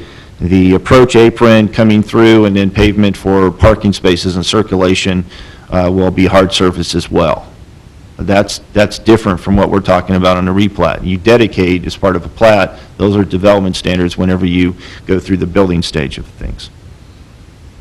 And I just wanted to be clear on the fact that there's a street there already, which is an avenue, and we're not changing that in any way, shape, or form where we have to abandon and rededicate or dedicate a new right-of-way. If they wanted to realign it, then we'd probably have to talk to the property owners to the east in order to realign that road. So this would have to include additional property to realign that. I don't see that we need to do so. Okay. Any other questions or comments? Mr. Coley? Mr. Chairman, I guess I'm trying to understand the process. The existing road is going to be taken out and the road realigned on 29th is going to be put in, is that, okay? We're talking two different issues, and I think that's probably confusing the matter. One is the development plan of actually the building permit, and what they're proposing, if I recall right, is you see the existing building and you see an access road going through there.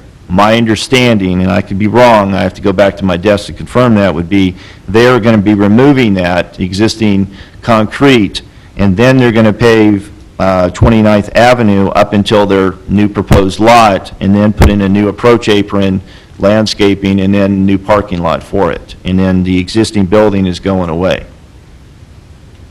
It's just that this preliminary plat shows more detail than a preliminary plat would normally be. It's a combination of both a development plan and a preliminary plat.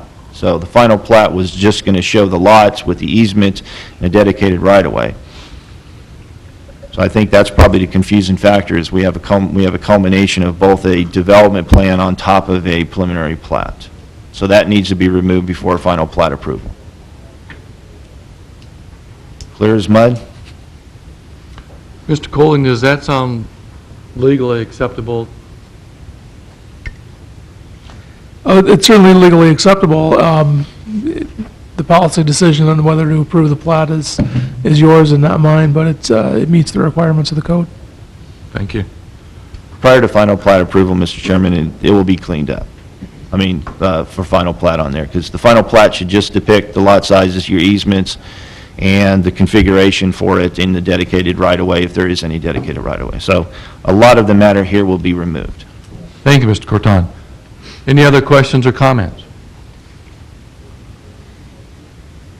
If there's anyone in the public who would like to make a comment on this preliminary plat, please feel free to come forward. Mr. Heiser? Mr. Chairman? Mr. Alkin? Maybe we should make him sit up front.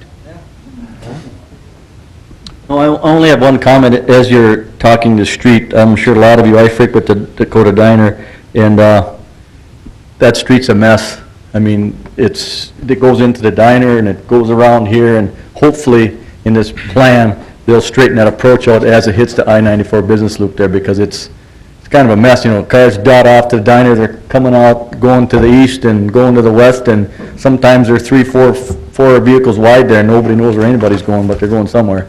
But hopefully in this plan, when they come out to the street here, that will get taken care of, because it is kind of a mess. So you believe that when it's done, that the county or the city or together will put the access in appropriately? It's just kind of a mess right now, because the diner got built up here and the street got put down here, and trucks come and go, and it's just something, hopefully it'll get taken care of as when this thing gets tied into the business loop. It's the only comment I had. Thank you. Thank you, Mr. Heiser. Is there anyone else who would like to make comment on this? Please feel free to come forward. Anyone else in the commission have any other comments? You ready for a motion? I'm ready for a motion. I move the City of Dickinson Planning and Zoning Commission recommend approval of the preliminary plat for Wesley's addition as depicted, as meeting all the requirements of the Dickinson Municipal Code and also being in the interest of the public health, safety, and welfare, with the additional requirement that the city and owner complete a development agreement addressing this owner's responsibility for the construction of 29th Avenue East. I'll second that. There's been a motion and a second. Is there any discussion? Mr. Chairman, I don't think we can overemphasize the need for this to really be looked at hard. The construction of the street, but also the site plan for Wesley's, this is really congested out there. Somebody used the word, it's a mess. It's a mess. It is. It's very congested. It's going to get a lot more congested if we get development to the north that I'm hearing we're going to get. So this really does need to be addressed. We can't ask this property owner to do more than his share. But we just, with this platting, need to make sure he does his share. That's correct. Mr. Chairman? Mr. Elkins? And I believe at the present time, there's about 100 trucks parked in there overnight. And for all intent and purposes, they're parking across what would be 29th Avenue East. So it's a heavily congested area. And with the understanding that this is a right-of-way, this is Yes. a public access road. Mhm. Mr. Chairman, Right. Mr. Craig? I guess I'd be interested to see if there's been any conversation with other adjacent landowners as this was developing to maybe clean up some of these issues we're talking about. Well, I would like to see staff bring to us, our city planner and our city engineer, bring us more information on this at the time of final plat. I think we need to know. Mr. Corton, do you feel that there will be a fairly neat depiction of what's going to occur on the final? Well, yes, I mean, that will be looked at. The final plat is not going to give you the detail that you're asking for. That's going to be the requirements per the Century Code. What you're asking for is the actual development plans per the building permit. I have those, and I can provide those for you for your satisfaction, but the road itself will be required to meet urban, so it's going to have curb and gutter on it, so that will alleviate the somewhat alleviate the parking concerns with the trucks to the east, and, as part of Tiger. I've had discussions with the people at Tiger, and they're looking at cleaning up their site as well, and they are proposing on, hopefully in the next 6 months, proposing a voluntary paving plan in which they're going to realign some of their approaches. They're going to start paving more of their lots and the rest. That is great. That is desperately needed for that site. So they're looking at that.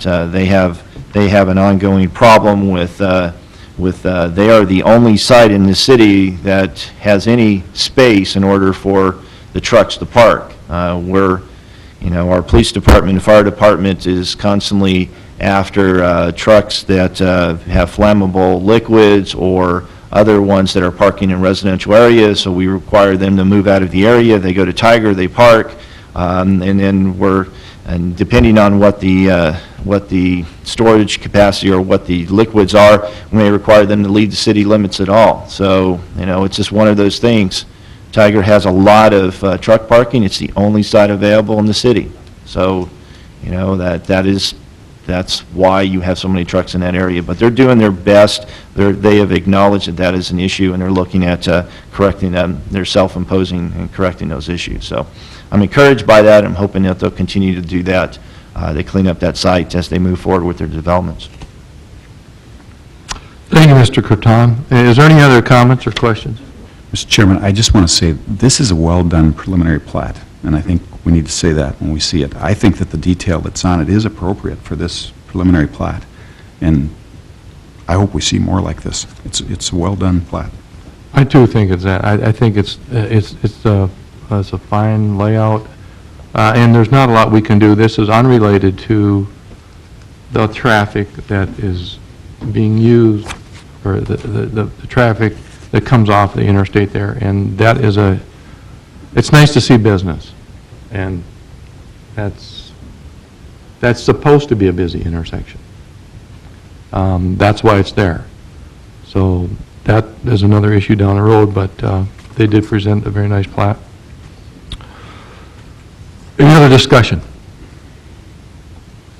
All those in favor of the motion before us signify by saying aye. Aye. Aye, opposed? Motion carried, recommended. Thank you very much. Item 7 on our regular agenda is a street vacation. It's to consider a street vacation for Franklin Street between 14th Avenue and 16th Avenue East and situated between Block 20 and 21 of Washington, 4th Edition. This time I'd ask the party that is requesting this to please present. Please come forward. Is there anyone here who would like to speak on that? If being none, I'd ask Mr. Corton to make a comment on this. Oh, come up, sir. Good morning. Good morning. Commissioners. My name is Jeff Miller. I'm a resident of Block 20. Been there for 22 years. I'm asking that you would consider the vacation of the street in consideration for several points. First of all, I believe that it would not, the nature of the street is very short. It's on an odd shape, or surrounding an odd shaped island of 2 blocks or 2 lots. I don't believe it would provide any traffic relief, since everybody would probably come through and end up on 9th Street East anyway. There's another point that I'd like is the 14th Avenue has currently 2 residents that live on the north end of it. This street has had a history of being extremely congested in the wintertime. It does not get cleaned off very well. I realize that the urgency of the emergency routes and whatnot prohibit it from being cleaned out. There's been a continuing neighborhood effort over the last 20 years to maintain a passage if there is inclement weather. There's an elderly couple that lives out there. I personally try to keep it clean myself so that they can get out, or emergency personnel could get in. The street in question, if that was to be developed, in my opinion, it's very prone to blockage with the snow. It's wide open to the north. I think it would just have the city incur more expense and effort to try to keep it clean. And like I say, it only encompasses 2 lots. I don't believe it would be utilized very well. It looks to fragment the block that we already have there. It's, like I said, it's a current neighborhood that I've been there for 22 years. I don't see the need to have that developed into a street. I guess if there's any questions, I would try to answer that, but I guess based on my past history of what we have there, I really don't see the need for that street to be developed. I'd rather have it vacated Well, Mr. Miller, you're asking for us to vacate, or recommend vacating, you described it a street, but it's an easement? Are you referring to the, am I getting this correct, that you're looking at us to recommend easement? We've presented an easement here, and you want that vacated? Well, this is referred to as Franklin Street. You're asking us to consider a street vacation? Correct. Right? Correct. Okay. Utility companies have no problem with this? The utility companies, I've signed an easement granted to MDU. There is currently service, if you were to look on Lot 1 in Block 20, it does cross this proposed Franklin Street, and it serves Lot 1 and Block 21. Okay. And I have signed an easement granted to the utilities, that the utilities already in place. Mm-hmm. So, and that's another reason I'd like to see it vacated. There is an easement in place to develop a street. You're going to cross that utility, whether that, if that makes the city incur expenses to change that or whatnot, it would just be another reason in my books to vacate the intent of developing a street.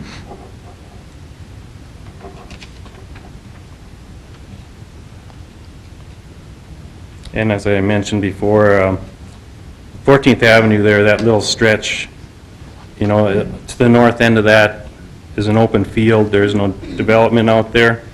This small stretch of 14th Avenue is very, very prone to snow blockage. The city does get through there, but as I say, it's been more of a neighborhood effort to keep it clean, to make sure that the elderly couple that lives back there does have passage if they have to.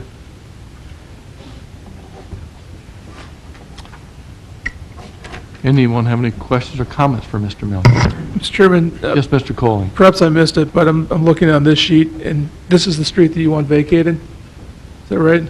Franklin Street? From here, it's kind of Okay. hard for me to see, but yes, I do believe you're looking at the right one. And maybe I missed it, but I'm not sure how you access lots 10 and 11 then? Or Lot 2? 10 and 11 are currently in the process of being purchased by the adjacent landowners. Mr. Chairman? Yes, Mr. Jackson. That's the thing we have to know, is you need the street to access those 3 lots. So we need to know that if those are currently owned by other lot owners that have access, then we, in the future, it's just let the buyer beware. If currently they're owned by lot owners who have access. The other thing I think that we have to know, and I don't want to complicate this, but Mr. Colling can confirm, I believe state law says that when you vacate a street, the ownership goes to adjacent property owners. When you have a curvilinear street, that's very difficult to define, how it actually goes to those adjacent lot owners.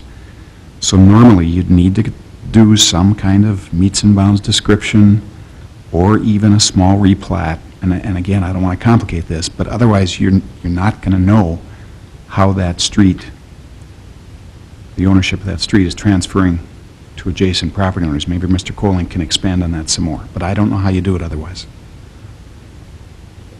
Excuse me, I can't speak to that. It is more difficult when you're dealing with a curved street like that. Blue state law says that when you vacate the street or an alleyway, that lots are extended then to the center line of that street. So in some sense, that's what these lots would do, is extend to the center line. But it would be good to get a Mets and bounds description to identify exactly what the dimensions of those lots would then be.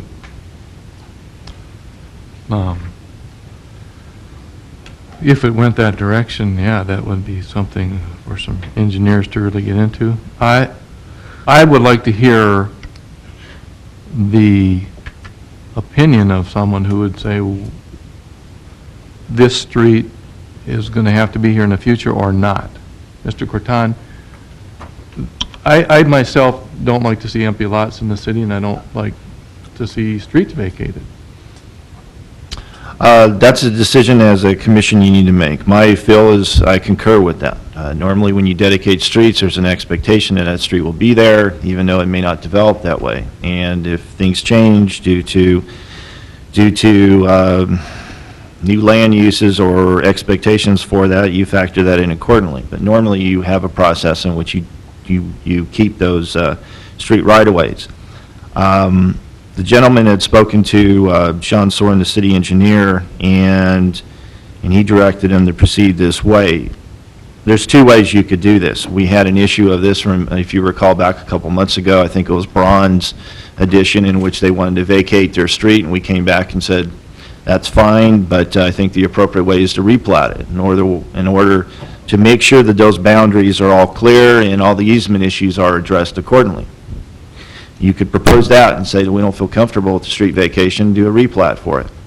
And then everybody's notified. But everybody's been notified on this one as well. I haven't had an opportunity to check Block 21, Lots 1 and 2, and Block 20, Lots 1, 11, 10, and 9. I heard that Lots 10 and 11 are tied to Lot 6, and the owner of that is aware that this vacation's coming through, has inquired on it, and is in favor of it. So in essence, they are recognizing that they know they'll be landlocked, and they're okay with that. They just want to buy those lots and have it as additional acreage for their property. That's fine. As far as I know, it's unified ownership. None of these lots are going to be landlocked. Every one of the lots were notified. They have their chance to speak. They haven't spoke on it. So as far as I know, unless there's a testimony from somebody else, that the people around it, I've had one phone call from an adjacent property owner. I explained it to them, and they said they were fine with this. Franklin Street, or the name of it, when you factor it in with the overall transportation plan or the street grid, you know, it's narrow. It's I've already spoke to the fire department. Did they see that this would, you know, would reduce their response to it? And no, this wouldn't. So, you know, as far as fire and EMS and the rest, removing this road is not going to adversely impact response times. This would just make the lots bigger, as we have bigger lots than normal lot sizes throughout our community. So with respect to your question, I am not opposed to it, but I'm not, you know, I'm not going to favorably recommend it either. You know, it's kind of a decision you make. I'm more neutral on that. I don't see that, as long as there's unified ownership and nobody's landlocked, and that appears to be the case, the utility providers have all signed off on it, you know, it could be vacated. I'm not going to oppose that, because it provides little access for adjacent ones. 14th Avenue to the east and 16th Avenue, as the properties develop further to the north, will have sufficient access. So we're not going to be limiting them. So the analysis of it, I'm not opposed to the street vacation. If you feel more comfortable, as Commissioner Jackson brought up, with the determining where those lots will be towards the center line on the radius of it, then you could propose that this needs to come back as a replat in order to address that, so those lines are all definitively done. That's your option as a commission to pursue that. I don't see the problem on the curve issue. You know, as a surveyor, you name it that way, and the property owners now have gained property. It's up to them to resurvey it if they need to know exactly where it's at. You know, I don't have the problems with that. I've dealt with it in the past. Street's vacated, you go to the center line of the street, you rename it, you can get a meets and bounds description, but in order for you to know where the property's at, you need to have a survey anyway. So leave it up to the property owners if they need to know where that's at. So it's your call, whichever way you want to go. I have a question as far as, if this was to be vacated, the current access to that property now, the street, the property I'm talking about, the 60-foot right-of-way, how would that be affected? Access to those properties, basically, there's going to be bigger properties. The No, lot- but I mean, there's going to be an access point off the existing streets. We're going to vacate a street or an avenue. Correct. Franklin. Correct. Now, what is now Franklin, that part of Franklin, will no longer exist. Correct. And how is that access now? Do people go over a curb? Is there curb and gutter there? Is there an approach there on either end of that? No, it's not Do it's we- not a developed road. Do we close that off, say you have to close that off then? As the road would be, to answer your question, we could require that. To be frank with you, I don't know how we've done that in the past. I would presume that we would require a curb to be put on both of the entrances and other for that area, not to be driven over. You know, that would make sense. Because that seems to be the point of contention here right now, is to keep unauthorized vehicles from driving on the undeveloped road. Correct. Now, is there any difference between an authorized and unauthorized vehicle driving on a road other than it's designated that way? Right now, it's a right-of-way, so anyone can drive on it. Is that correct? Is that correct, Mr. Coley? Yes and no. It's a right-of-way, but it's not a improved road, so as a city, we would prohibit it to be driven on, you know, as a course of measure, but yes, it's dedicated to the city. That So would you're be- saying we'd have to barricade it or something? You know, as part of the development, as these happen, and, you know, for Lot 1, for both those lots, they're going to be required, you know, to meet our regular standards for that. If the road is vacated, then I'm not sure what our prior policy has been. Do we require them to come back and now they have to put curb and sidewalks as part of it? That would make sense to do it that way, because now you've removed that road. You want to make sure that you have your extensions, you have your curb as a normal road instead of having a break point for 60 feet. So, but I don't know what our policy has been in the past. If we haven't done that, then that's something that we need to look at as a policy and say, okay, if you vacate the road, before the vacation is officially done, whatever we decide on that, then that curb needs to be put in, and if there's a sidewalk required for that, then a sidewalk needs to be done. But I'm not sure what our policy has been. I think I'd like to see whatever required from Lot 1, Block 21, over to Lot 1, Block 20. That requirement along those lots 1, 2, and 3 of Block 20, that should extend all the way over to Lot 1 of Block 21, and the same on the other end of it.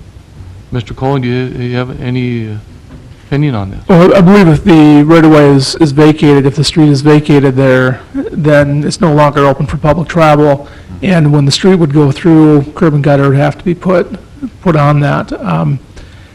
You know, if it is vacated, though, it wouldn't be up to the city to barricade that. That would have to be something it's now a private property, so it'd be up to the private property owner to control access on there, and it wouldn't be a matter of city enforcement.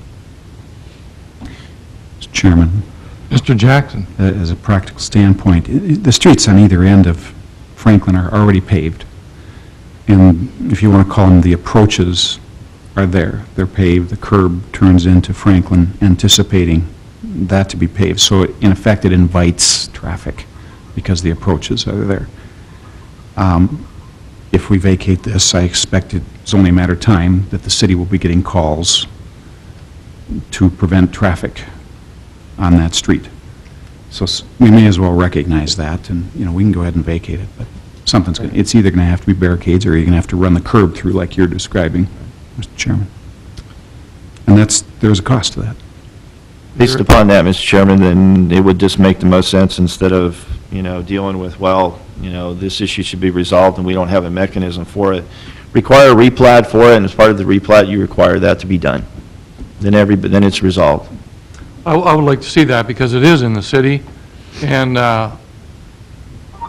I just foresee that, okay, it's vacated, but now we property owners, and maybe one will start disagreeing, because the property can be sold, but, I mean, people aren't going to live forever, and someone say, well, why are you driving through here? Or, this access was given up, but you're still using it as a road, your own private road.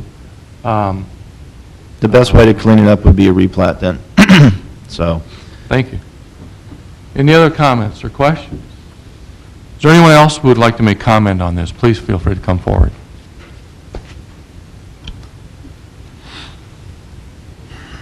Any other comments from the commission?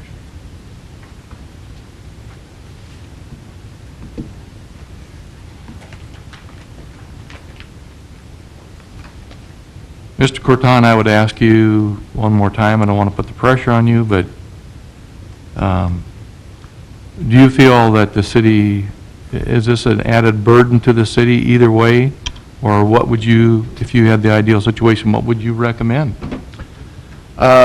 based upon the testimony and not knowing our prior precedents, the best way to clean it up and would make sense to just, I would recommend denial of the street vacation and move forward with a replat.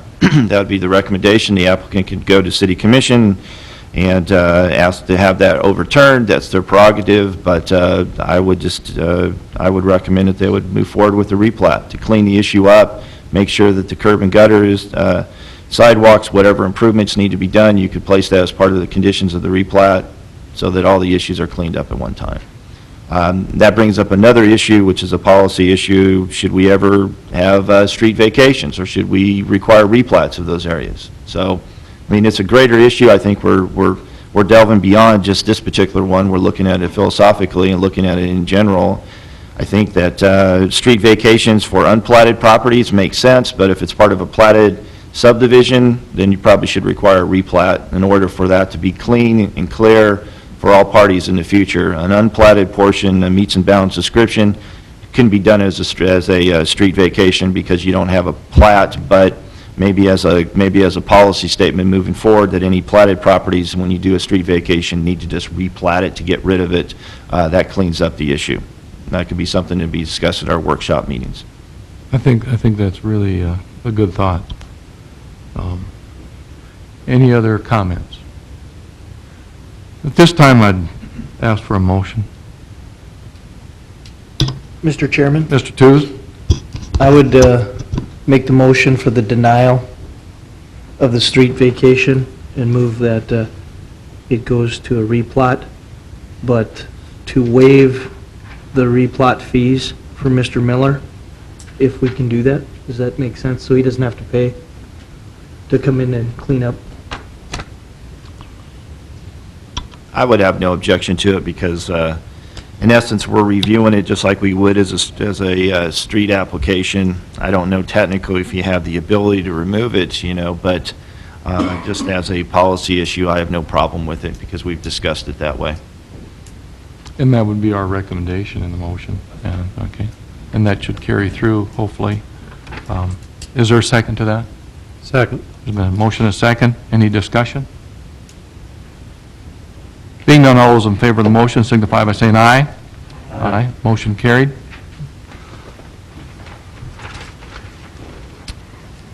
Thank you, Mr. Miller. Thank you for your time, Commissioner. Never gonna happen. Item 8 on our zoning our agenda today is a zoning text amendment. To consider a zoning text amendment to add a new overlay district called Corridor Overlay District for major roads and to include standards for building and site design. Mr. Corton, I'd ask you to present this. Mr. Chairman, since there is some missing pages with it and we have other agenda items, I would like to defer this to the last item of our agenda before the code enforcement report to clear out the other ones so we can discuss it a little more in detail, or at least to, I don't anticipate a motion today, but I just want to talk about it, and I think it'd be more appropriate if we delayed that one and moved on to the next zoning text amendment, if that's okay with you. That's fine. We will do that. We'll move this to the end of the agenda and go to item 9, a zoning text amendment. To consider a zoning text amendment of section 39.09, off-street parking, to require paving of an existing parking lot for additions greater than 50% of the existing building and/or parking lot. Mr. Corton, I'd ask you to present. Staff has proposed a zoning text amendment. This is based upon prior discussions we've had at the workshops. This is an issue to address the non-conforming parking lots that we have throughout the city, especially in our industrial areas. As part of our discussions, I proposed the current amendment in front of you, and I think it's appropriate to address the issue to bring our existing developments into conformance. When you're talking about an expansion, a significant expansion of the building footprint or the gravel parking lot, it seems appropriate if you're going to do a major expansion that should be the entire parking lot and driveway access should be brought up to current standards. So I've proposed an amendment in which, in essence, reads, it's an amending of section 39.09.002, which is the off-street parking amendment, and I'll read that in its entirety. Our current regulation, our current code says that off-street parking shall be provided for all new building construction, for new uses or conversions of existing buildings or enlargements of existing structures. In the new language I've added to it would be in addition to that, it says greater than 50% of the existing building footprint or an increase in the required parking stalls greater than 50% for the new use or building expansion. In essence, what I'm saying is that if you have a major enhancement either by the use in which you go from, let's say, a office building to a higher intensive use and we require more parking spaces, or if you double your building footprint, then that entire parking lot with the driveway access and your drive aisles should be paved. That would be true for new development, and I think if you're doing a significant increase to it, then you should meet the standard as well. And that's what the language addresses. The second portion of the provision states that this provision shall also include a accumulation of 50% increase in total buildings or required parking from the date of the chapter. I put this clause in there for to address the issue that this is a cumulative issue as well. So in other words, if you come in and do a 35% expansion of the building footprint, and then 3 years later you come back with 20, you've went over that magical 50% from the date of the adoption, then the entire parking lot needs to be paved up to our current standard. That avoids the issue of somebody coming in with a 45% expansion or 49% and saying, I don't have to pave my parking lot because of that. That kind of circumvents the intent of the ordinance in which we're trying to bring compliance in it. So that's why I think you have to have both of those provisions. And with that, I'm available to answer any questions you may have of it. Just clarify it, this is for parking, basically customer parking and employee parking for that particular business. It's not the whole lot of their business. It's talking about the parking that customers utilize. Basically. Just required parking for that. I'm not talking about display areas or areas towards the back on that. That's something that, that we've struggled with some of our conversations. How should we do that? And that's another issue. But no, I'm just talking about the approach apron, which many of our properties to the east have gravel leading up to the outer road. That approach apron leading onto the site to the required parking area would have to be paved. Because that's what we require of new developments today. I think if you do a major expansion, you should be required to do that as well. Any questions, comments on this? Just a comment I had at our previous meeting. I guess I would still like to see that number of 50% reduced down to 35.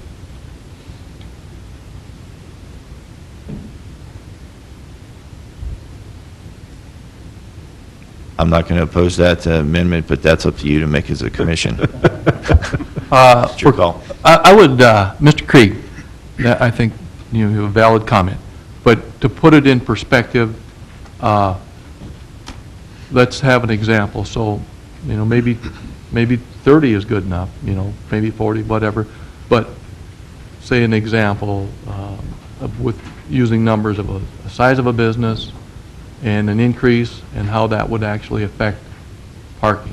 Say we had a business that's got a 10,000 square foot building and they have a parking lot now that's not paved at all. And they add on, they increase the size by 50% of that structure. What would that number be? How many square feet of paved parking would be required? for something, in an example. So this is fully understood. Well, that's kind of up to the design standard. To give you an idea would be, our typical approaches are anywhere between 20 and 35 feet. And then you would have off the road. The minimum setbacks normally for your commercial are 20, 25 feet. So you have 25 times 25, whatever the square footage of that would be. Then you're talking about circulation leading to your parking spaces with sufficient back turning on there. You know, I'm not an expert on that. I think Tracy would probably be able to give a better estimation on that. It would take a few dimes. It's huge. A building that comes to mind is the new Marathon Oil facility up north on Highway 22. The building was approximately 7,500 square feet. It required approximately 22 parking spots with handicap. The original plan was not to have hard surface.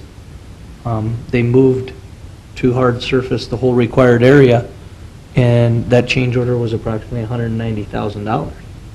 Not every business is going to be able to substantiate that cost.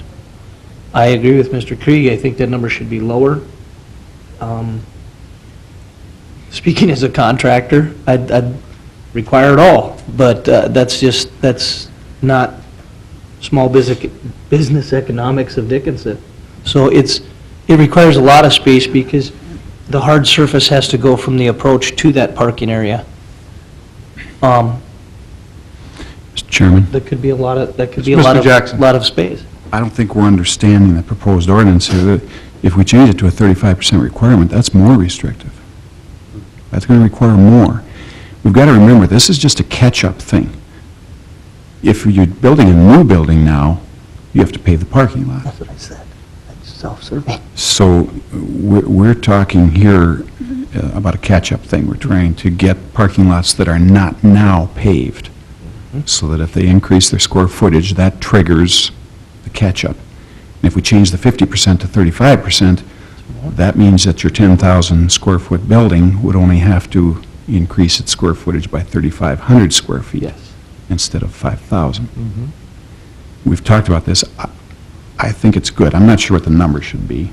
I was okay with the 50%. I don't know if we want to be more restrictive. I guess my feeling is, 50% increase on a building is huge. It is. I mean, we could say if they do any expansion, they should pave their parking lot.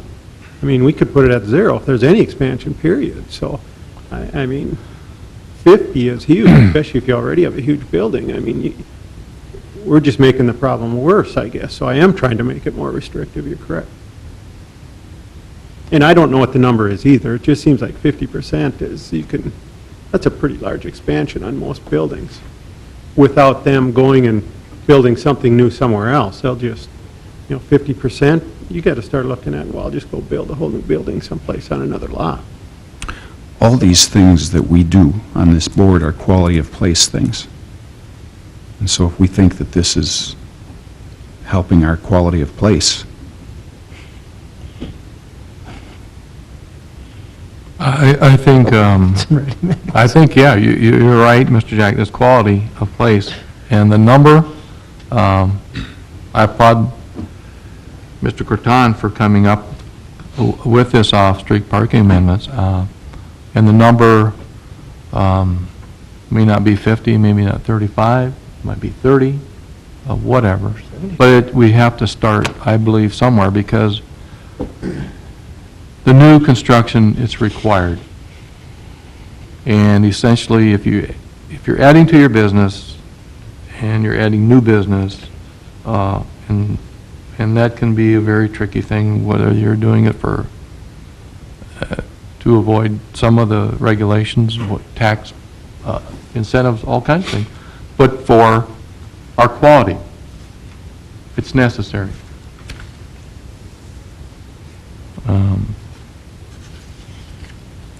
And Mr. Chairman, the reason I chose 50%, that's pretty, you look in most things. If you go greater than 50%, you kind of round up, and 50% seems to be a common denominator when you talk about nonconformities. Our current ordinance, if, you have a non-conforming structure and it's damaged more than 50% and it's considered total, that's where I came up with those figures. So, as a commission, if you want to reduce that number, make it more restrictive in order to accelerate the expansions of, or the conforming for parking lots, that's your prerogative to do so. I know that 50% was one that we had discussed, and that was kind of a comfort level. We could also look at it, that could be something you propose today. In a year or two, we could take a look at it and say, okay, how many have we really, how many parking lots have come into conformance based upon this? And if it doesn't, and if you feel as a commission that, this is not achieving the purpose that we're trying to look at, you could come back and amend it again and make it more restrictive. So, there's different ways of how you want to pursue this. So I guess the question is, what do you feel comfortable with?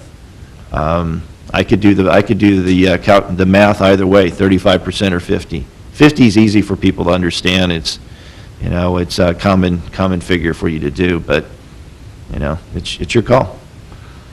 Also, I would be comfortable with 50 and a short-term look at it and review it, come back to it in not more than a year to see if it had any effect or impact at all. If it has no impact, then it has to be changed. Okay. If it has an adverse impact, it has to be changed. If it has a quality impact, then we pick the right number. But it should be reviewable. Okay. And with that, I'll do my best to try to try to look at developments as they come through to try to keep a tally for you. So. Would you like a motion on this to recommend this? I would prefer that. But Okay. that's Then, your call. at this time, I'd ask for a motion on this off-street parking amendment, on the zoning text amendment, item 9.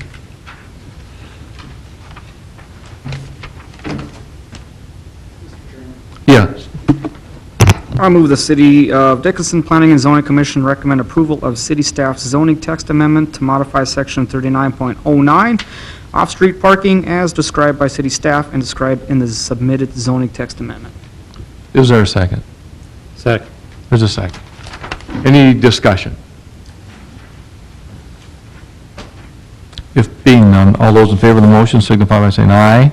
Aye. Aye. Opposed? Motion carried, recommended. This time we have item 10, it's a sketch plat. It's the Oxy First Subdivision, an unplatted tract of land in the southeast quarter of the northeast quarter of section, or the southeast quarter in the northeast quarter of section 16, Township 140 North, Range 96 West. This time I'd ask the party presenting. Wow. I'm Terry Bain with Cattermas Lane Jackson. In front of you is the sketch plat for Oxy. Oxy, as you know, is going to put up about 100-person office complex directly to the south of Solarby. As you can see, they're right to the west of Highway 22. It's roughly 20 acres. The lay of the land generally flows from southeast to northwest. And so, yeah, this one should be a walk in the park for you. Mr. Tooze. Why is it coming now, the foundation? Tracy, yeah, it's a long story. Everybody's in a hurry, huh? I don't need to hear it. No. I mean, this is... Mr. Corton, have you seen the layout of the proposed facility? Yes, and, this came up when they came in with the plans for it, and what I had told them is that, you could come in with a building permit, but you're going to need to get this done before you can get your C of O for it, before the transaction can happen. So in essence, what they have done thus far is Solarby still owns the lot. They cannot do the transaction until this has been finalized. So, to address that issue. I'm okay with the sketch plat. I do have one question for Terry. Is a 66-foot private access easement Is that still warrant? And if that's the case, maybe it should be a dedication that we should look at. What is the need for that? Yeah, that was on the, that was part of the property that was in the property that they sold, that Solarby sold to them, so we just maintained it. And I don't know, to be honest, what it's for. It could disappear as far as Oxy is concerned, but somebody must have wanted it for, I don't know if it's something that the county wanted at one time. We just kept it on there because it was in the title opinion, we're showing it. It very well could have been. Well, Mr. Chairman, I expect it was probably the property owner to the west that wanted it, but I'd like to ask Mr. Colling, if that's in some other document, which it alludes to here, then this plating really can't affect that existing private easement. That would have to be some other action. That's correct, Commissioner Jackson. If it is, it depends on who the benefited property of that easement is, and you'd have to get the consent of the benefited property owner in order to release that easement. So, it exists. We're not going to eliminate it with this plating process. So it probably needs to be shown, probably needs to be left on the plat because it currently exists. Mr. Jackson, that could be eliminated with it. It's just that you have to get concurrence of all parties that own an easement. I mean, you can correct it that way. Just they would vacate it as part of the planning process. So I guess the question is, what is that for? To what purpose? And if you could provide that for us. And then if you wanted to eliminate it, we would obviously have to get the permission for the reason that it was there. Yeah, we could do that with the process. They didn't see any reason for eliminating it. They're not building on it, of course, and we even added a utility easement to the north of that. As you can see, there's a 10-foot utility strip easement in there. So yes, I don't know if that answered your question, but they thought this was, Tracy, going back to your question, they thought this was just simply going to be a transfer of a title or a deed with this 20 acres. And then it came to the city, and the best way to clean it up was simply to plat it. And so that's why we're here. On the other hand, though, if in the future, and whether the city grows out to this point or it's still county, it's going to be a question mark in the future. It's going to always be there. People are going to wonder what it is. If we can clean it up, and again, I don't know what Mr. Colling feels about that, but if we can clean it up, we should do it. It's not needed, let's get rid of it. Gene, you're suggesting then get rid of that 66 Yes. foot? Okay. If you don't, go ahead, Mr. Coos. I'm sorry? You should talk to the property owner to the south from that property easement, or that access easement. I'm confused as to why they would want it then. They have access from the east, obviously. Yeah, Well, I suggest that all the questions be asked. This is a sketch, so I think those questions should be asked, and fair enough. All parties concerned with how far that easement goes, and Mr. President, Colling. what I'd consider on this is if this is a easement for the benefit of a property owner to the west, that property owner would have a right of private enforcement on that easement regardless of whether that easement is shown on this plat or not. So you could take it off of the plat, and if there's a benefited property owner, he's still going to be able to use that access easement. As far as this sketch plat goes right now, if you have no concerns about this, as far as what your business would like to do, I'm confused as to what Mr. Colling is suggesting. If the easement disappears, and the reason why the easement was there, and we got permission for it to disappear, what are you saying? Well, if you have permission for it to disappear from the property owner to the west. Whoever, for whatever reason why it's there. Right. Okay? If he signs off on the vacation of that easement, then the easement is vacated. But what I'm suggesting is if you don't show the easement on this plat, Okay, without the permission of the I understand. property owner to the west to vacate, that easement is still going to be of record. Yep. And then if that's the case, then we need to show it, and we might as well show it. Correct. Okay. Okay. thank you. Anything else? Have you been, is this going to conform, the building itself conform with the the visual standards we would like to see, how it appears?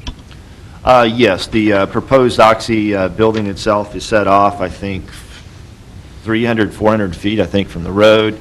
Their building itself is a very nice building. It'd be more office, it'd be similar to probably what Baker Hughes's project will be.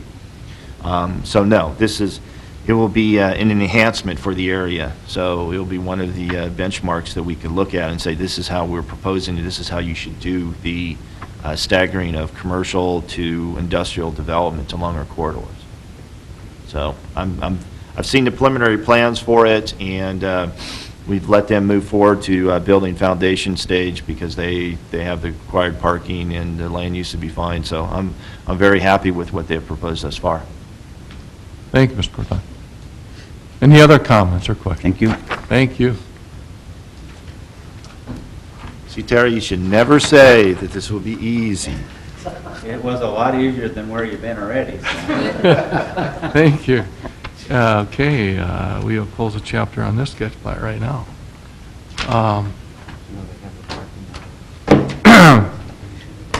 We have item 11. We have a sketch and rezone discussion. It's on a Sunrise Park subdivision lying in the southwest quarter of Section 2, Township 139 North, Range 96 West, and rezoning from general commercial to R3. At this time, I'd ask the party who's presenting to please come forward. My name is Kim Coling. I'm representing Coling Rentals, and we are here to get this rezoned from GC to R3. This area is right behind East End Auto, the wrecking yard on 10th Avenue, right by Come and Go there. And our intent is to build an apartment building here. Anyone have any questions or comments? Just Mr. Corton. Mr. Chairman, I could add some stuff to it. Mr. Coling came to me a couple weeks ago and proposed that. I'm in favor of the rezoning to the east and west of it. Along the business loop, you have general, looking at the zoning map, you have general commercial. There is insufficient apartments available on the east side. This would provide necessary housing for that area, so this would be a nice in-between use. Looking at the our city's GIS, it appears that he wants to carve off a big portion as he has it as proposed lot, 4.0 acres, and then the remainder of it would be a bigger chunk. So that's why he's coming in with a proposed Sunrise Park subdivision. Just to let Kim know that we would require access, we would prohibit access off of the business loop, in which he's aware of. That's too close to the curb, and he's in agreement of that as part of it, and require that the access would be off of First Street Southeast, have that go through the subdivision, and also provide linkages to the to Baker Avenue, which is to the north. So we just need a Baker Avenue and then also Suncrest Avenue as part of the overall plat. So, I could work with the surveyor and the applicant on there, but those are I want to make sure that we have those linkages and that the roads match up for that for the lots that would be proposed further to the east. So other than that, I have no objection to the rezone and the subsequent moving of the preliminary plat for this, as long as they meet those basic standards for it. So at this time, I'd ask, does anyone have any thoughts on that? This is a discussion item. They are here to get your comments, so I think that that's a proper use. That's why we have it as a sketch plat and then also the rezoning as well. He wants to make sure that as a commission, obviously you can't make a decision, but at least hear your comments on it. I feel very comfortable for R3 zone for that area. And with the density that's going to be there, you feel that there will be the access, was it on First Street Southeast. First and Baker and to Baker to what is going to be adequate? Well, the access for what they're proposing would be off of First Street Southeast. You know, that would be fine for what they're proposing on doing. I just want to make sure that this is one big lot. You just don't carve that, and the remnants you just let be. I want to make sure that the future transportation, or at least the linkages for those two avenues to the north, would be reflective to the property to the east, the remnant of the proposed subdivision. Sure. So. Mr. Chairman? Yes, Mr. Jackson. I agree. I think it's good use, and I don't see us having any problem approving this. Kim, we got two different drawings here. Is the stuff north of First Street Southeast part of this proposal or not? It's not. It's not, okay. Ed, didn't you get the one? Well, we have two different ones. One mailed to you? I've got the one, but with respect to it, I'm looking at our GIS, and it shows this piece as part of the overall one. So when you come by and do you want to segregate your piece, you're going to have two lots, because you'll have this big chunk, which as far as I could tell is what is where you're proposing on putting it. So there would be lot 1 and 2, or if you want to subdivide and make more lots in there. I see what you're proposing on the Sunrise Park, and that's fine. You're proposing some additional lots as part of your sketch plan, the one that you've provided here. I should give. Unless you have something different. Yes. Yeah, yeah. And then we want to make sure that that we have linkages to those roads to the north. It does say southeast. I'm looking I at it think so, right too. now as one big chunk. We don't even have to act on this. This is discussion. This is good. He's got his thoughts. How is Parks and Rec on this subject? Okay. You have to subdivide to get that piece. Unless this is already subdivided and I'm not aware of it. Yeah. No, that's good. Good. I'll need to discussion. coordinate with Bob. That's a good proposal. So, that's fine. Just have Bob give me a call on that one there. I don't think so. Mr. Chairman, there appears to be some confusion on that, and I will work with their surveyor to correct that.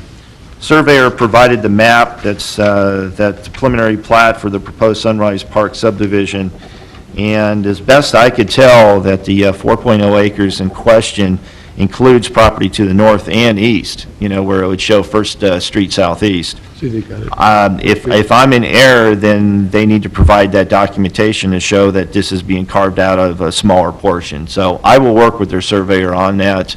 I'd mentioned to you that if it is part of the bigger piece, that I've included the zoning map that shows the R1 zone in the highlighted portion of where they're proposing it, then if that's one big piece, then they just need to provide adequate linkages for the properties to the north. So those issues will be addressed on the preliminary stage. Unless you guys have additional comments to it, I'll work with their surveyor and make sure that we have those issues resolved correctly. So far, I think there's a consensus that it's a good usage. I think the rezoning makes perfect sense to me. I'd just like to ask. Mr. Chairman? Yes, Mr. Craig. I'm just wondering if there'd been any thought to keep some portion of commercial along Old Tan. If you go to the back page, you'll see the zoning map on there, which I think you have this copy, or do you not?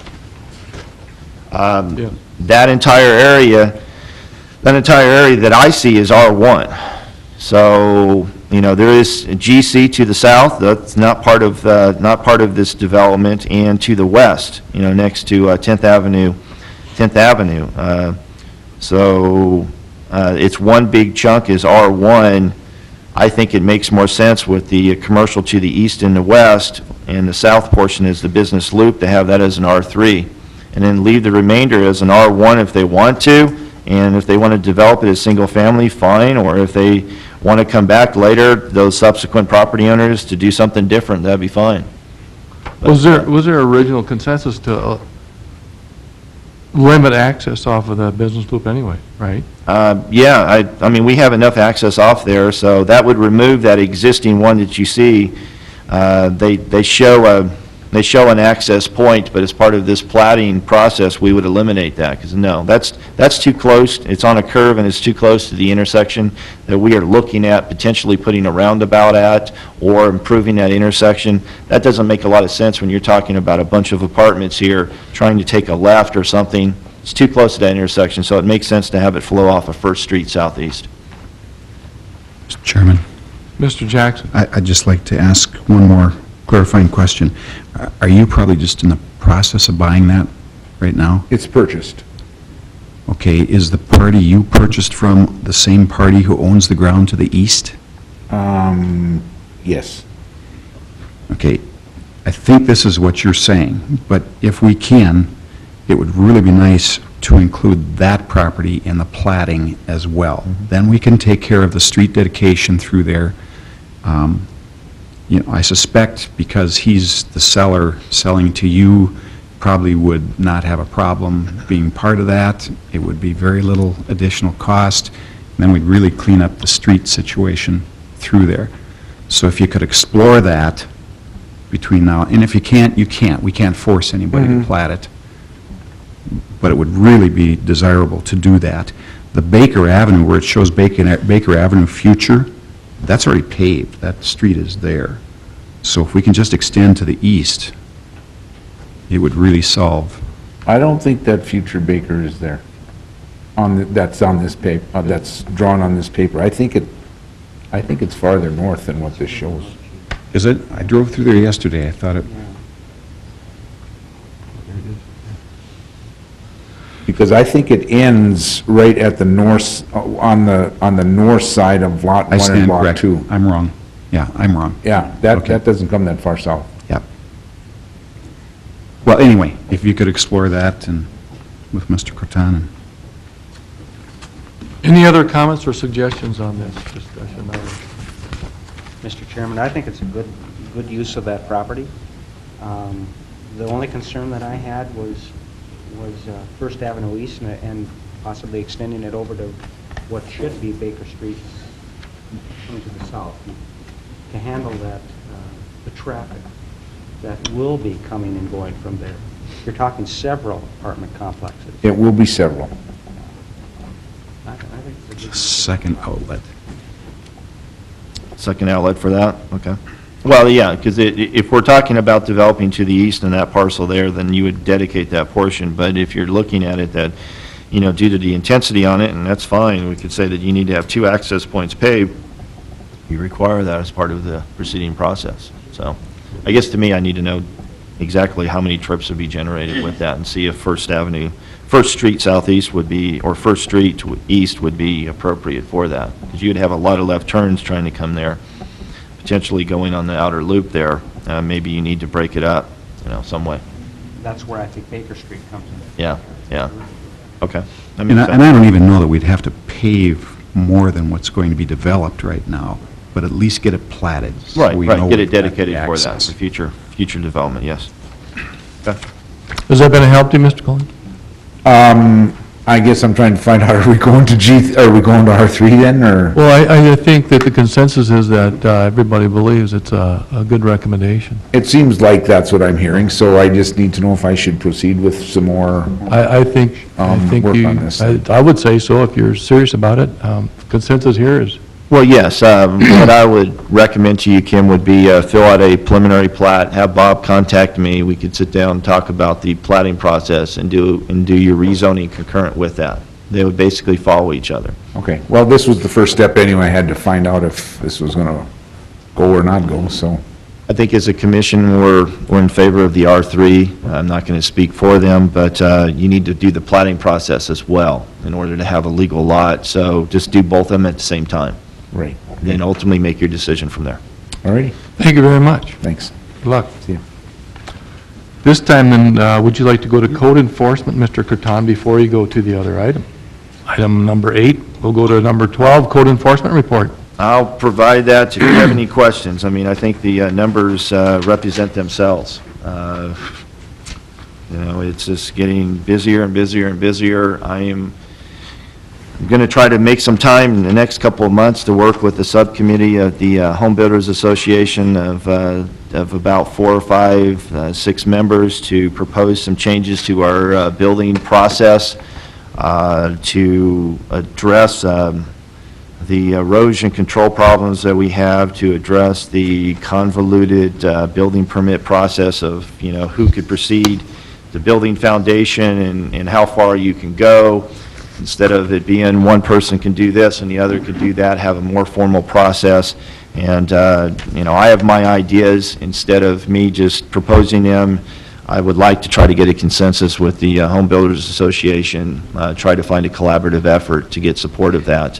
Because our process needs to be changed. It needs to be more defined for all. We're having more and more contractors coming in here and builders from out of the area that do it differently, and the lack of a formal process other than you need a building permit is becoming very problematic, and we're running into more and more problems. And instead of making that process elongated and more of a bureaucracy, which we need to rein it in, and I'm trying to get a consensus, because in many ways it's getting out of control. And instead of going from one pendulum to the other side and saying, okay, you can't do anything on site until your building permit's reviewed and approved in 3 months, let's try to find a median that everybody could work with that clarifies that process. So that's what I'll be working on, because as staff, it's getting out of hand,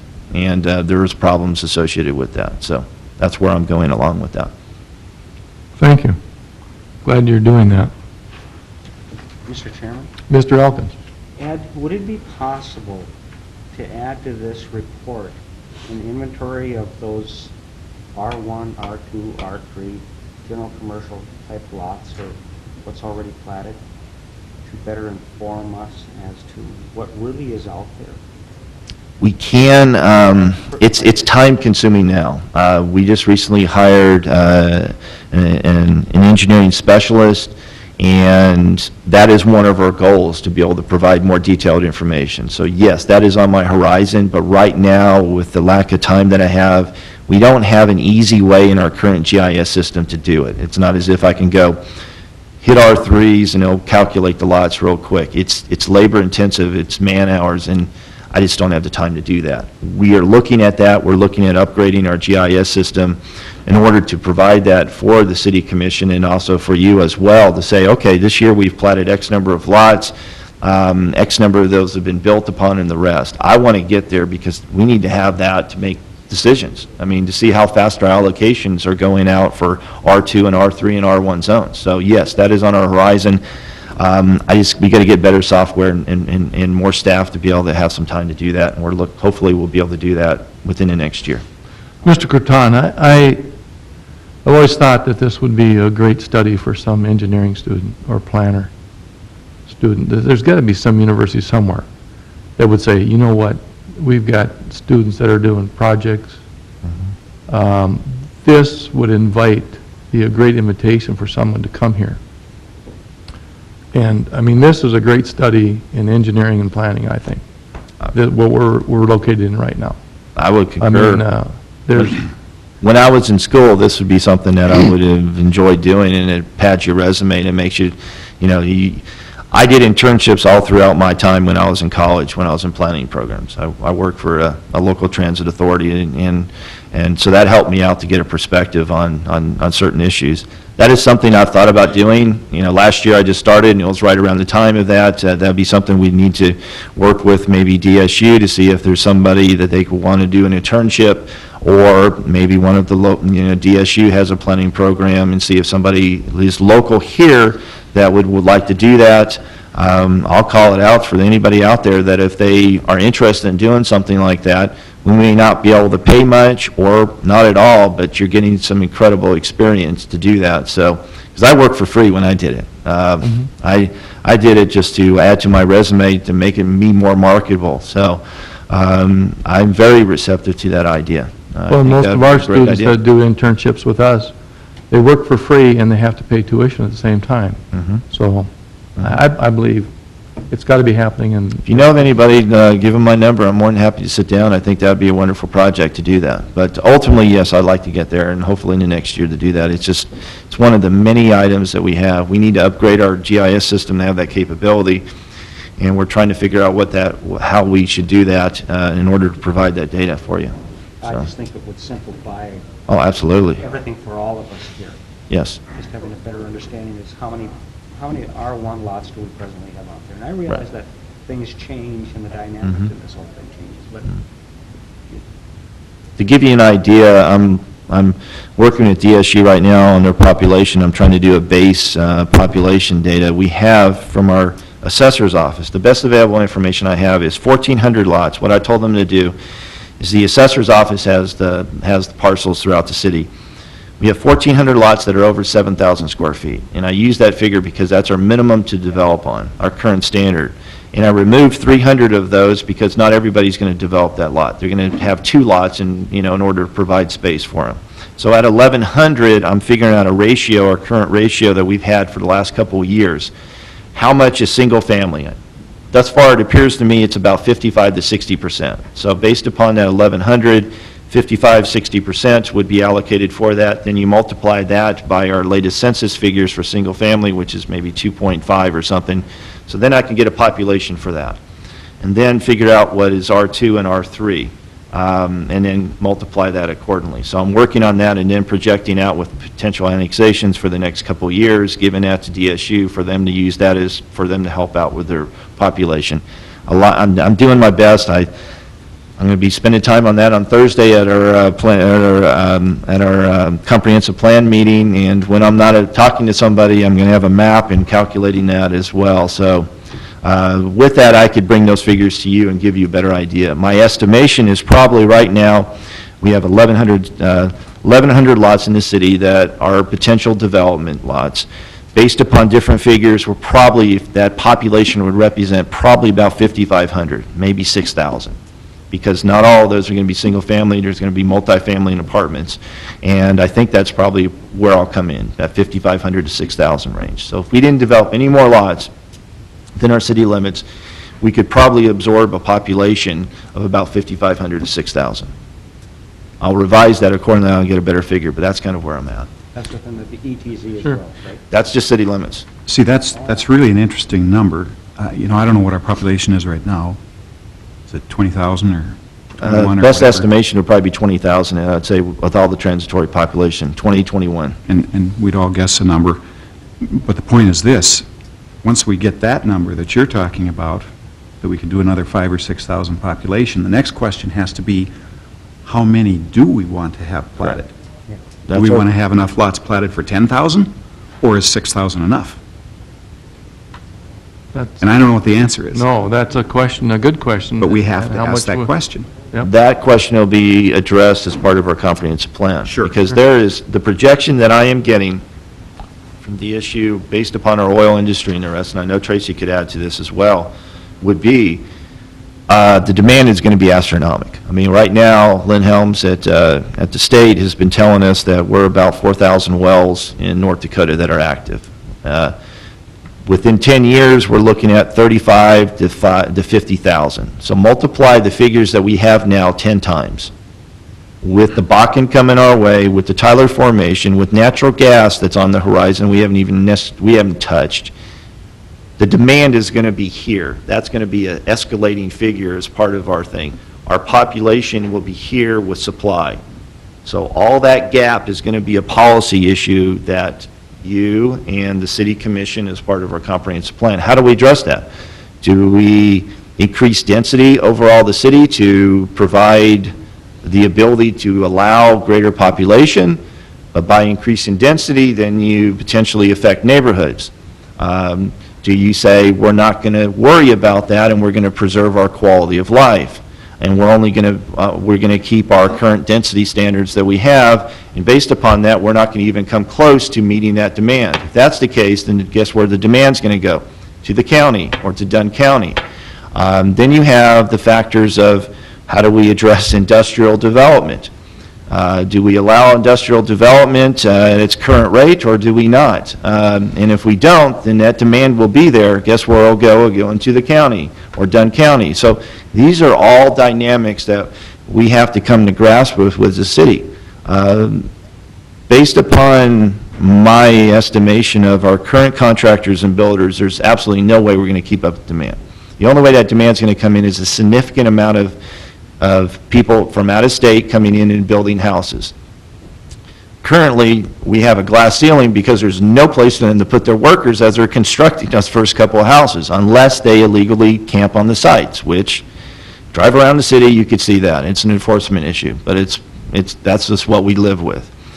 As a community, we're going to have to come to grasp with how do we address the population, how do we address employees and the population for the next couple of years. And that's where crew camp and temporary housing or RVs and manufactured homes, how do we address that and how do we feel comfortable as a community?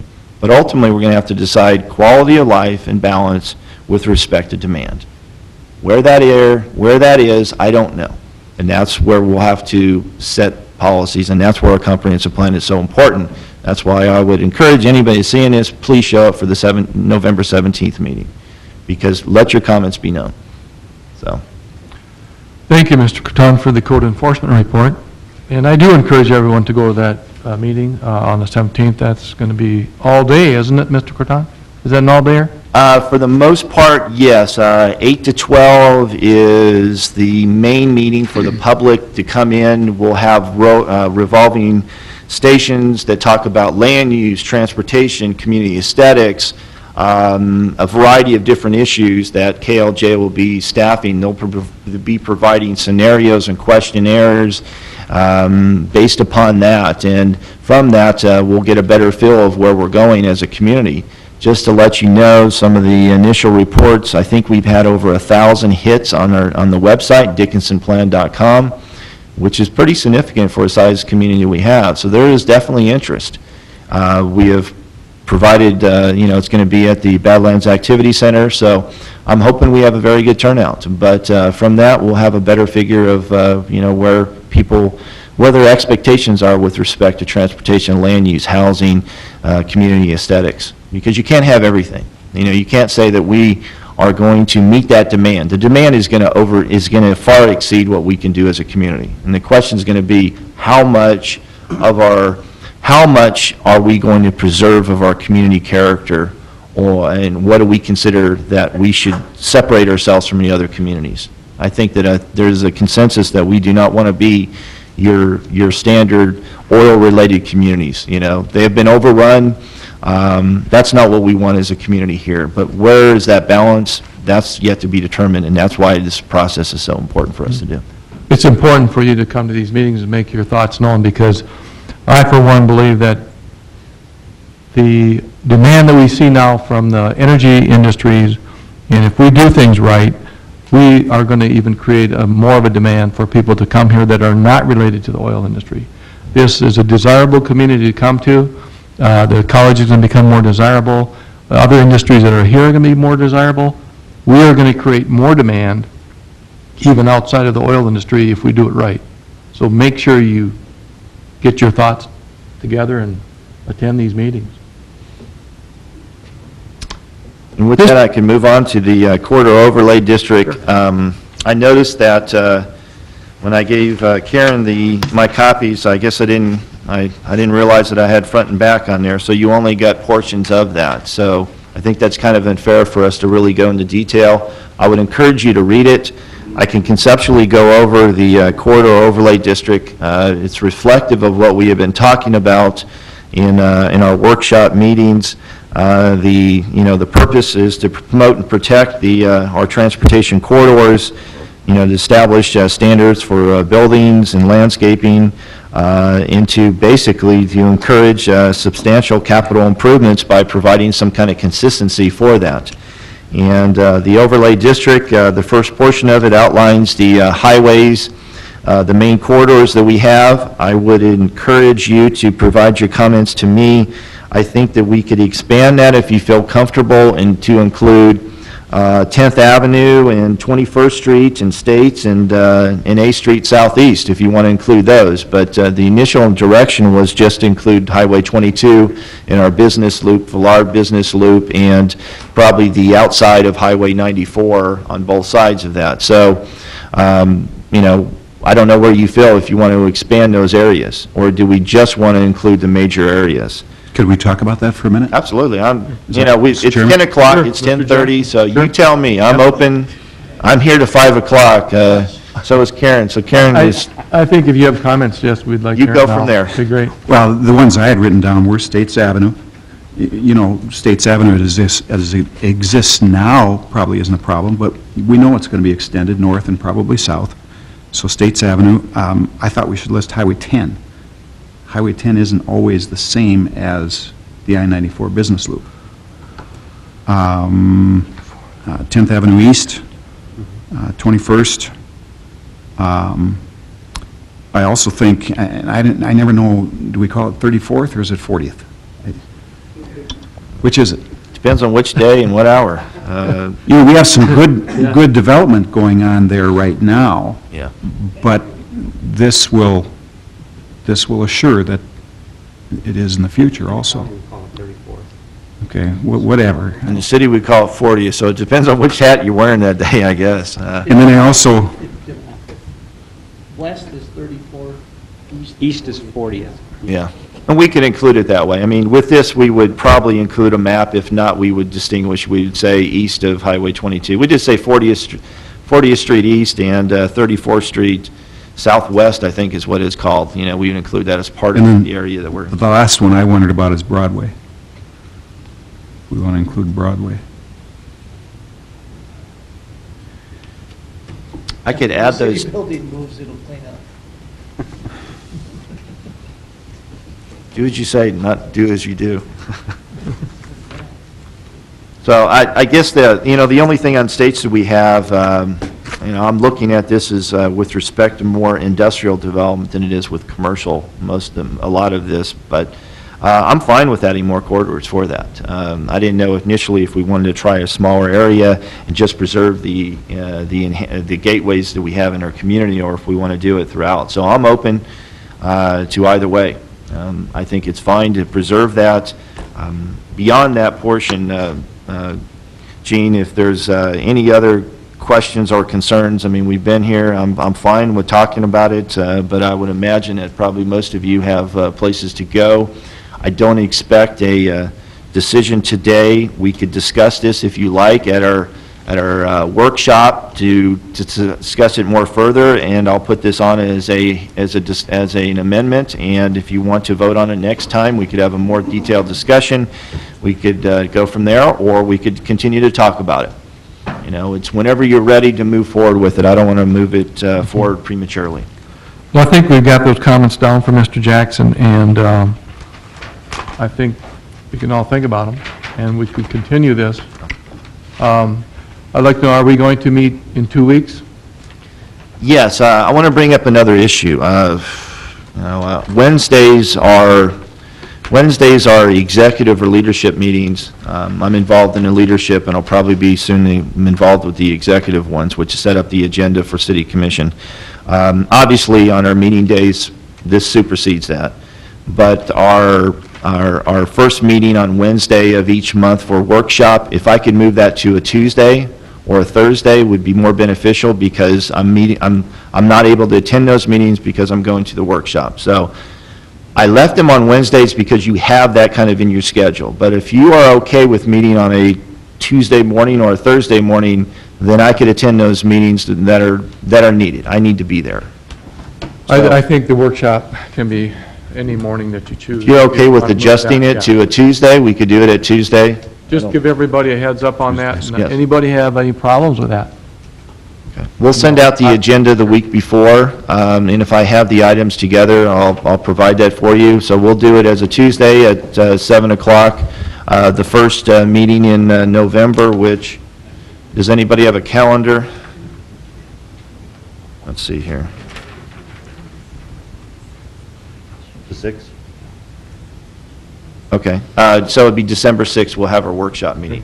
And what I would like to have would be our corridor overlay district. I would like to have a discussion, see if Sean Soren could be there, about the roads and the ETZ, to start that discussion with you.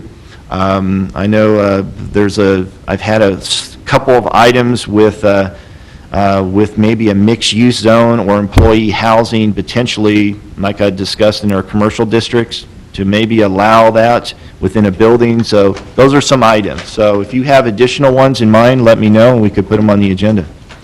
Mr. Curtin, would you like me to present this letter so everyone's aware of it? Yes. Okay. One item left here. This is a letter to Mr. Larry Gangle, Department of Transportation.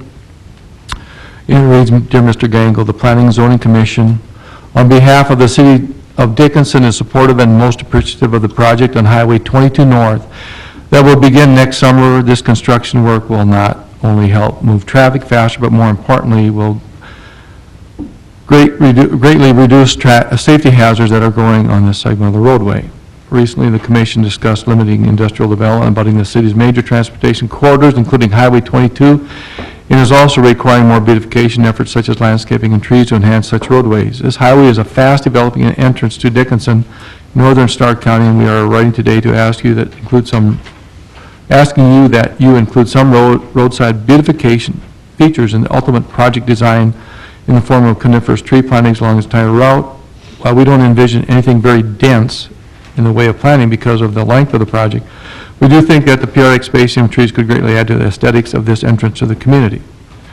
Thank you for your assistance, and if you have any questions, please feel free to contact Ed Curtin, City Planner, and we put his phone number down. And I sign this, Earl Abraham, as Chairman of the Dickinson Planning and Zoning Commission. And with your consensus, we'd like to forward this on. I think it should be CC'd to Paul Benning at SRF Consulting. They're the ones that do the corridor studies for the entire state. Yes, indeed. So we'll give that to Mr. Corton. And any other business wish to bring before the commission? Mr. President. Yes, Mr. Coley. I've got one more item, and if I can last 3 minutes on this, and I think Mr. Corton has to buy lunch, so. Yes. I'd just like to take a moment to introduce you to a new attorney at our office, Becky Weldon, joined us a couple months ago.